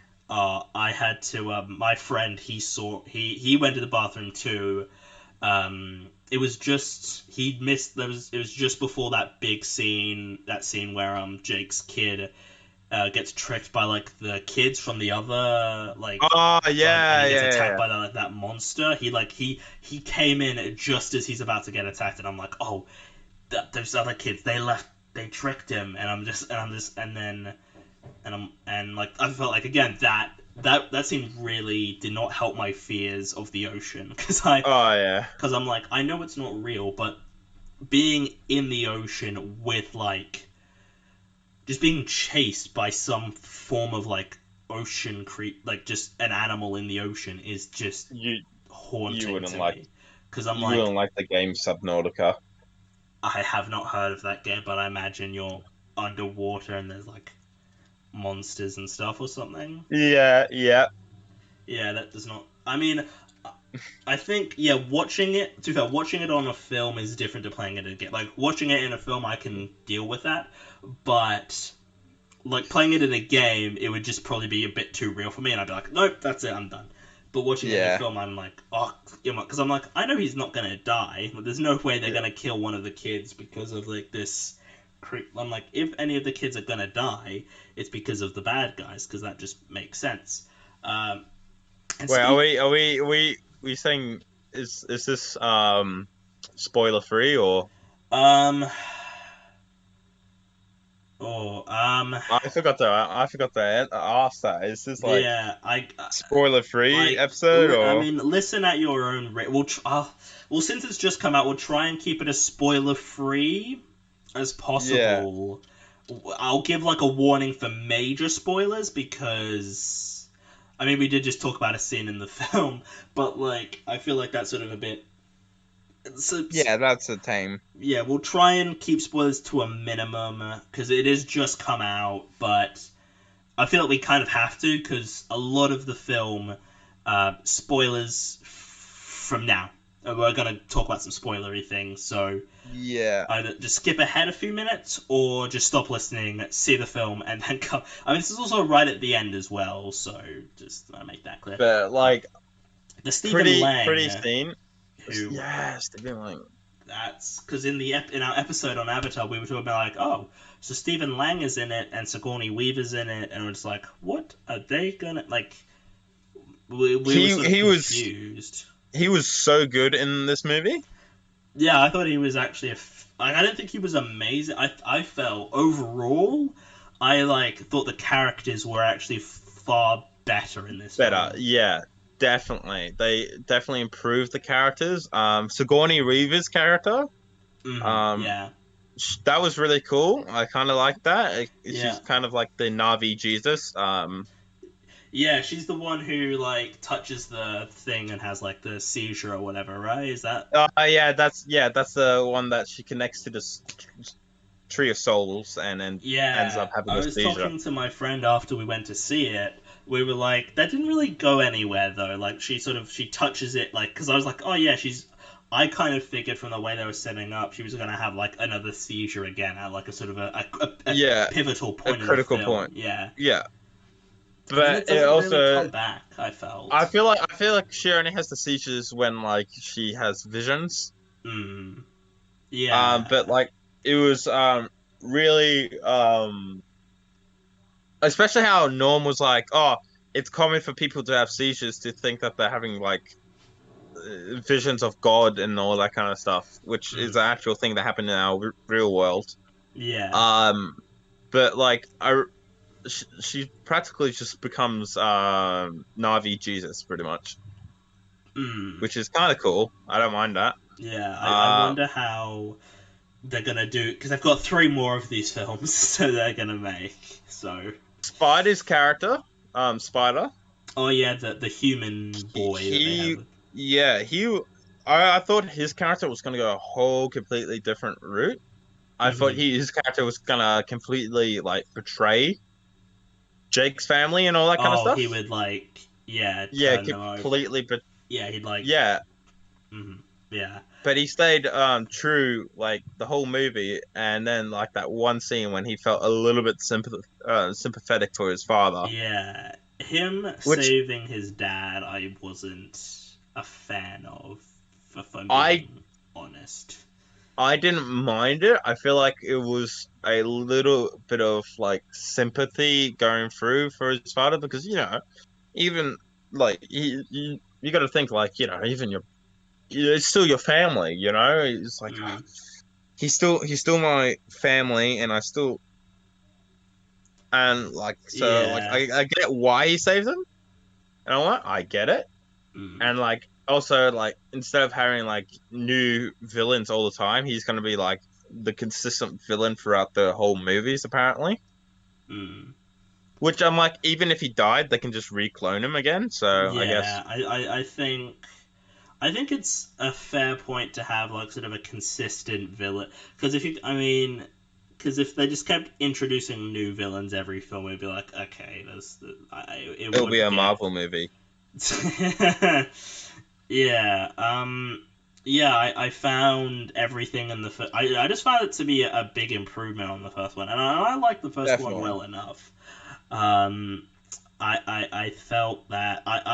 after I watched it, I was reading some reviews from people who had seen it, or in some cases people who hadn't seen it, but felt like but reviewed it anyway because they're being dicks. Mm. And I saw a lot of stuff that never even occurred to me because I don't think it's a problem. Like, I remember I was reading reviews and people were like, oh, this film is racist. This film is like... How is it racist? Because, okay, so here's what I've gathered from reviews online on Letterboxd. Oh, that's one of your first. Yeah, I know. This is not from, like, film critics. This is just from people online who are making a big deal out of nothing. The whole thing of Jake Sully becoming a Na'vi is apparently racist because he changes, he becomes a Na'vi, he becomes a blue person, and he has dreads. And a review I saw was like, so if he wasn't blue, that would be racist. And it's like, that's not. I think. I'm just like, that's a real stretch. Like, they're really stretching to find something to be upset over. Yeah, for starters, going out, I know plenty of, white people that have dreads. It's not. It's a some hairstyle. people would find that offensive because of I don't think it is offensive. I think No. I don't think people really look good with dreads, but I don't really care if people do. I think people to some degree, like, I think of myself as like a progressive person, but I'm also just like, you're making an issue out of nothing. Like, can we just not? Yeah, like, exactly. This isn't. It's a hairstyle. Yeah, exactly. I don't think it's inherently racist to have, like, because it's not actually it's legitimately not. And I don't think Jake Sully, also you're complaining about, like, and also Jake Sully, it's like colonialism or something because he's moving in with the Na'vi, and it's like, and he's taking over or whatever, and I'm like, that's different. It's not the same thing. They embrace him. He's not taking over. Like, he's embracing their culture and accepting him, and that's what the thing is. That's like the whole first movie is him embracing and becoming one with the people. Yeah, like, that's like the whole. I feel like those people just skipped the whole first movie. Yeah, because, like, that's what the bad guys are doing in the first film, is they're trying to take over the land from the Na'vi. Like, that's the whole point. Like, they're destroying it so they can take it over and run it. And then in the second movie, they're like, we're gonna just wipe them out. Yeah, again, I think, like, people are just making a lot of, and know, I saw people who were it's dumb. Yeah, and I saw people who were like, oh, I'm gonna rate this film 1 out of 10 just to upset the film bros, and I'm like, why do you care? Like, you're the one making a big deal out of this. Like, I genuinely couldn't care less if someone gives the film a 1 out of 10. I think they're being stupid, and they're wrong, because it's not a 1 out of 10 film. Let's be honest. It's got a lot of good stuff in it. Even objectively speaking, it is a well crafted movie. Like. I love the fact that the water tribes were based off Polynesians. Polynesian culture. That was awesome. Yeah, I really like that we see, like, because from what I've gathered, the sequels will be focusing on other tribes, basically. So this first one has the sort of water-based tribe, and then in the sequels we'll see others, presumably. I heard different. I thought I heard that it was gonna stay more focused with them adapting to the water tribe still. Being with the water tribe. I wouldn't That's be what against I heard. that though, because I found them to be very interesting. I thought I don't. I really loved their culture that they made for them. Yeah. I love how they gave them certain adaptations. Yeah, like how their tails slimmer and their arms are thicker, and if you notice, there's a subtle detail that they actually have like that see-through eyelid that closes sideways, like other aquatic animals. Mm-hmm. Yeah. Oh yeah. And like that was a really cool attention to detail that I noticed in the film. Mm-hmm. It was so subtle, and like it's like one of those details that you blink and you miss it. Yeah. But it's such a good detail, and I love it. Yeah. That's like one of my main reasons why I like these films. Yeah. I liked sort of the new characters they introduced. The girl who one of Jake's kids is like got a thing for. I thought she was a very interesting character, and added a nice sense of because all the other people in the tribe are really not very likable. They're very much. I really love Natalie Portman's character. Is it Natalie Portman? No. No. No, Natalie Portman. Fuck.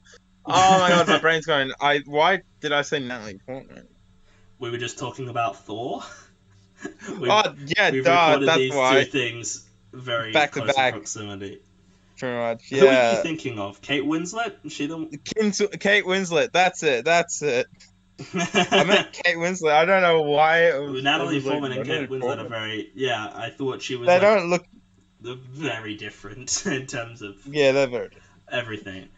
Yeah. But anyway. I thought she was. Her character was really cool. Yeah. I like the design of the creatures, actually. I complained in the first one that I thought the creature design was very sort of... Some of it was really good and some of it was, like, not as good. But in this one, I was like, all the new creatures they added, all the aquatic creatures, like, yeah, that's good. I like that. I'm very happy to see Cliff Curtis. If you don't know, he's in the TV show Fear the Walking Dead. Mm-hmm. Very cool. He plays some very cool characters. And he was the chief. Mm-hmm. Yeah. And he was really cool in that movie. I really liked his character. Yeah. And I really liked the friendship dynamic in between him and Jake. Yeah, I think like as I mentioned before, I found Jake to be a far more compelling character this time.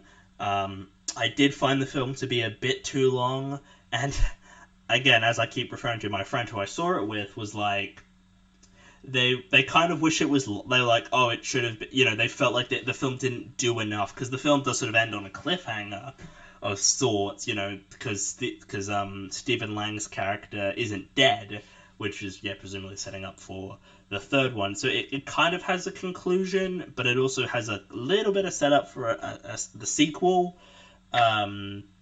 which isn't necessarily a bad thing. It just needs to be done right, and I think they did it fairly well. Like it, I like the film. I like the film, just straight up. I like to think that Avatar 2 and 3 are going to be like the Empire Strikes Back movies.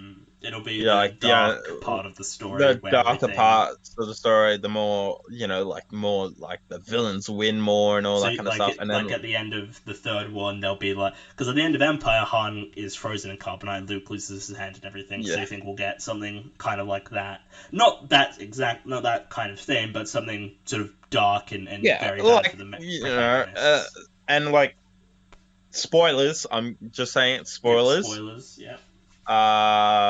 So skip ahead, like a couple of minutes or so, maybe more. But for instance, when Jake's oldest son passes away. Yeah, I was surprised. I kind of was like, I wasn't sure if they would kill one of the kids off. Honestly. I had a feeling like he was gonna die. Don't get me wrong. That's probably one of my more. They were kind of setting it up. Parts. Yeah, it was. I could feel they were setting it up. Mm-hmm, yeah. But yeah, like that definitely makes it like one of the more like it was a victory. It gives it stakes though. But, yeah, it was like a victory, but what costs? Yeah, exactly. Because they rescue everyone and they rescue those people, but someone ends up dead. And I felt really bad for Spider because Neytiri, Neytiri's going for grief. Like she's losing it because her kid just died, which I don't blame her. Like when your kid dies, you're not fairly reasonable. When I was like, oh, is she? Because I wasn't like she goes on a rampage. Yeah, and I'm like, again, that was just just the action in the film is so well done, and I'm like, that is. I felt bad for Spider though. Like Spider didn't deserve that. Yeah, because he didn't do anything wrong. It's just because he's human and something that Stephen Lang can relate. Yeah, it's the only thing he cares about, really. Yeah, and it's it's his son. Yeah. Yeah, exactly. Well, not technically, because it's but it. Clone. Yeah. Pretty much it is, but not technically, because he's created to be a Na'vi, but it's in a concept. He's close enough, right? It's basically. Yeah. Yeah. And like I really like Spider's character that he ends up just like he doesn't really take offense to that or anything like that. He understands why she did it, Yeah. and he knows that she doesn't like him, but he Yeah. still feels a part of the family. Yeah. Even though he's And different from the rest of them, yeah. Yeah, and I really liked his character for that. Is that Mm. he's not like instant going like, you just put a bloody knife to me and blah blah blah. But he knows that he was willing to do that sacrifice if it meant to get his surrogate family back. Yeah. And or love interest, because I feel like they were hinting at Sigourney Weaver's character being a love interest for him. She's sort of more. She sort of tells the others off for like making fun of him or whatever. Yeah, right? She's like 14 in this. Yeah, we were talking about like how old are they meant to be, because I think it's like, I don't know how much time has passed. I read something that 10 years have passed since the first film, but I'm not entirely sure. Like, I don't know how the Na'vi age in comparison to humans, because maybe it's different, and maybe that's why she's older. Yeah, I feel like this movie was definitely improving on the story. Yeah, I found it to be far more engaging, despite like it being too long, and it like I was like, yeah, it is too long, but that being said, like I am engaged with what's happening. And I loved the water theme. I'm sorry, that was just awesome. It was very pretty and beautifully done. There was some scenes in that movie that I was like, what? Oh, that's awesome. Yeah, and it's like that's why it took James Cameron a decade to make it. I love the scene. Fantastic, yeah. I love the scene at the end when Jake's starting to struggle to swim, and is his second son that teaches him the way of water. In insert title. And how he at the end he goes, he says, the Na'vi phrase "I see you," which is which is really cool, and that's like the way of saying acknowledging each other and showing affection and all that kind of stuff. And I really like that scene. I also really love how they say that his English, that it becomes virtually he becomes so used to the Na'vi language that it just becomes English to him. Yeah, exactly. And I love that transition at the beginning of the movie where it goes from the subtitles to, they're speaking English, but really they're actually speaking Na'vi, but we're seeing it from their point of view. Yeah, I think. I quite enjoyed the film, surprisingly. Yeah. So, it's not like it's one of my all-time favorites or anything, or even one of my favorites of the year. But I think, like, as it is, it's about as good as it's better than I was expecting, actually. I did have expectations. I was like, I hope it's at least as good as the first one. And yeah, I think that was what I was hoping. And yeah, no, I quite enjoyed it. And I don't know if this will be nominated at the Oscars for Best Picture. It seems likely that it will. So maybe I'll discuss it more then. But I quite like it. I give it a 7 out of 10. I give it a probably like a 8.5. Is that the same? I think that's the same rating you gave the first film. I think. I thought I gave the first film like a 9. Maybe it wasn't. I think it was like a 9. Maybe it was a 9. Maybe like I might even I might even bump it up to a 9 scoring. I really enjoyed it. I am very much like I love just the prettiness. It was very beautiful movie, yeah. and it looks amazing. Like carries like so much on the movie. Like I saw it in 3D gold class, so that I was sitting there in a recliner chair with like a burger and shit like that, and I was but like the whole time like I'm trying to eat my burger, but I can't keep my eye off the screen. You're just distracted by the visual, like just how visually. And I ended up like dropping a bit of my burger on my white shirt, and I was like, oh fuck. and then I ended up like finding a method, which is like I leant over the plate and Oh yeah, that'll help you out. and looked at the film while I was like eating my burger. It was great. It was a good movie. I did drink a shit ton of caffeine before watching it because I had like only 3 or 4 hours of sleep before I went to see it. So like I drank like a shit ton of caffeine so I could stay awake, and then I crashed when I got home. Yeah, we had my friend when we saw, we got large drinks, so we that was your first mistake. Yeah. But we left in like the first half of the film, like, and I was like, look, it's a 3-hour film. I'm sure I can go to the bathroom and I won't miss that much. And I don't think I did, because like it is 3 hours. I did. I had a coffee. I peed beforehand. Yeah, I went beforehand, but when you and we got second drinks to come in because you can actually like order when they come in, which is kind of cool. Yeah. And then I was like, at the end of the movie, I was like, oh shit, I really need to take a piss, but this is the end of the movie. Yeah, no, you don't want to. You don't want to. Oh my god, I really I've need made to that take mistake a piss. before. So I held it in, and as soon as the movie ends, and as soon as I left, there was no end credit scene. I was like, yeah, I'm out.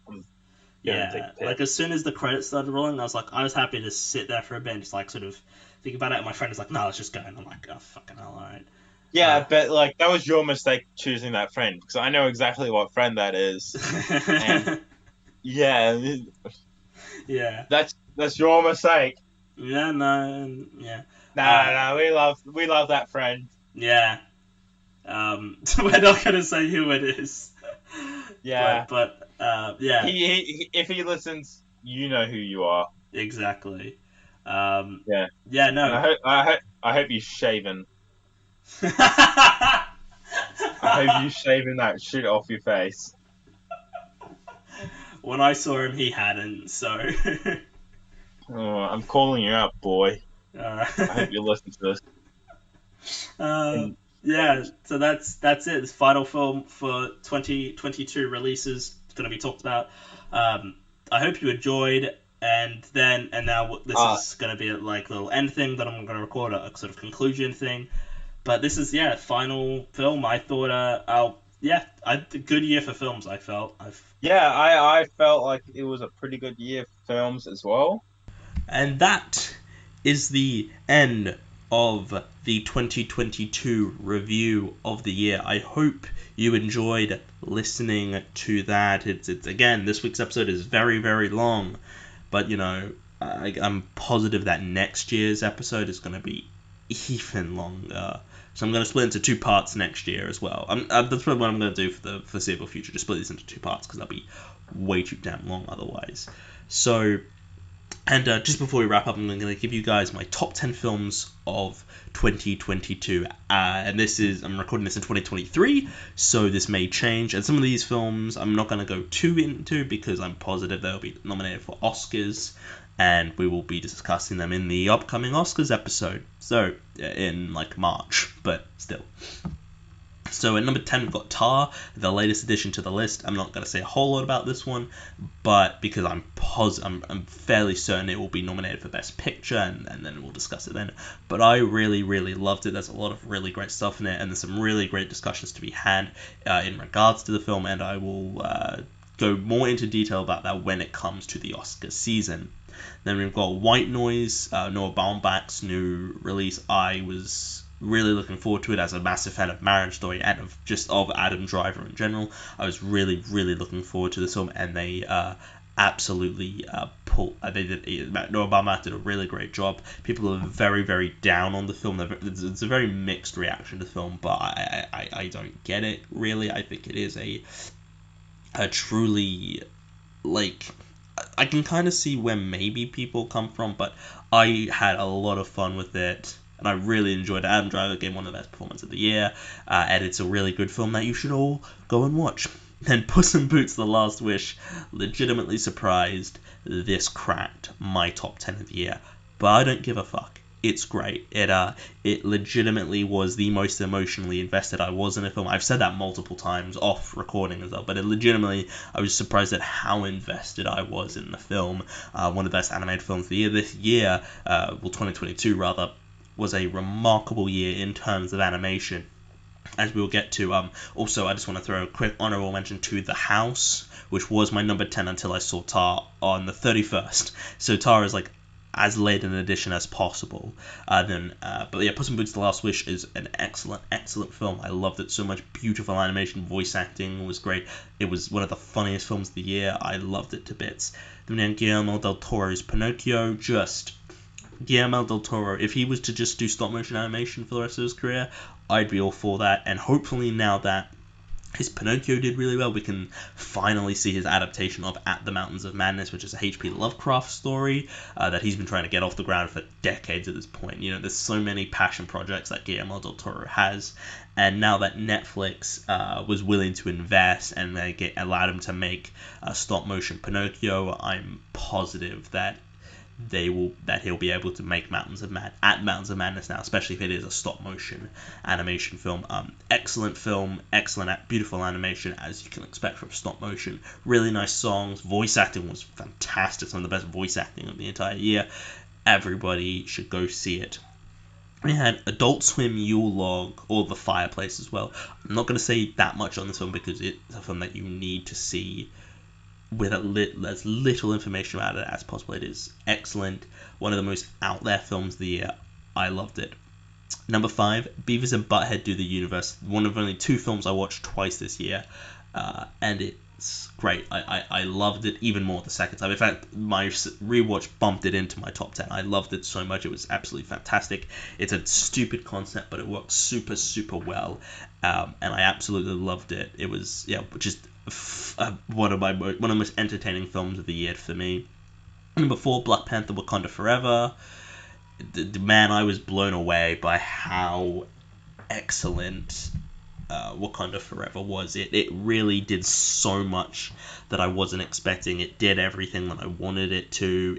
It truly handled the unfortunate passing of Chadwick Boseman remarkably well. It's a fantastic film. One of the best things Marvel has ever done. One of the best Marvel, not just in terms of this year, just in general. I think it's like a top 10 Marvel film. Honestly, I loved it so much. And that runtime looks kind of intimidating, but I don't think it really matters too much. Number 3, Glass Onion and Knives Out Mystery, the second film that I watched twice this year. Saw it in cinemas when it was out because I'm like, this is a film that I want to see in a cinema, and I did, and it was fantastic. Not as good as the first one, mind you, but still really, really great. Excellent.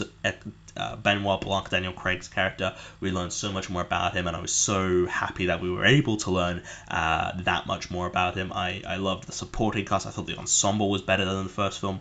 The writing though isn't as tightly done as the first, but it's still a really, really great film, and you should go watch it.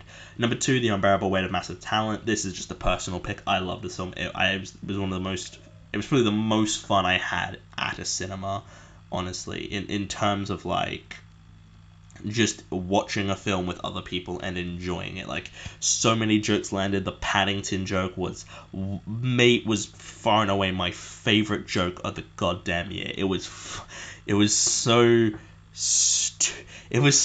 like dumb, but it was like amazing. If you've seen the film, you know what I'm referring to.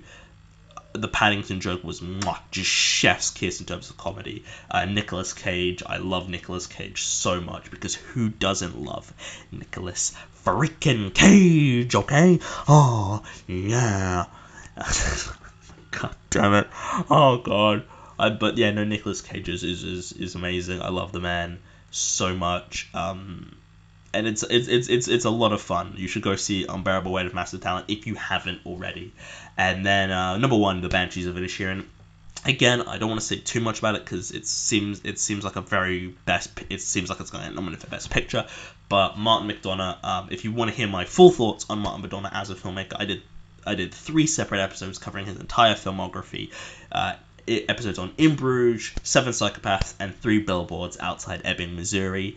And then in the this coming Oscars episode, I am positive that I will be discussing The Banshees of Inisherin, as it seems like a very likely nominee for Best Picture, but it was excellent. It was everything and more. But I won't give too deep into my thoughts. I will just discuss it in the Oscars episode. So thank you all for joining me for this one. This is the first episode of 2023. This is the first episode of season 3 of this podcast. I could also, I'm only basically how I'm doing seasons is just every new year is a new season, because why not? It's just easier that way. I hope you all enjoyed this week's episode. I had a lot of fun with this, lots of recording, and I've got a lot of really, really fun stuff planned for this entire year. I've got gonna be doing a lot more tie-in episodes this year. In fact, for most of January, for most of this month, will be pretty much the rest of this month. We'll be looking at various directors' filmographies. One specific director will have 3 episodes for their entire filmography. Will be the last 3 episodes of the month, tying into a new release film. And I hope you, look forward to that. Of course, I've got the Valentine's Day special. Will be at the beginning of February. Got the Oscars episode. Got the sort of tie-in stuff. Going to be doing, sort of more horror-themed episodes for October. There's going to be lots and lots going on. There's going to be a lot of big franchise stuff this year. And I'm really, really looking forward to a lot of the stuff I've got planned this year. So thank you all for joining me, and here is to year 3. I hope you've all had a good holiday season, and I will see all of you guys in the next one. Goodbye.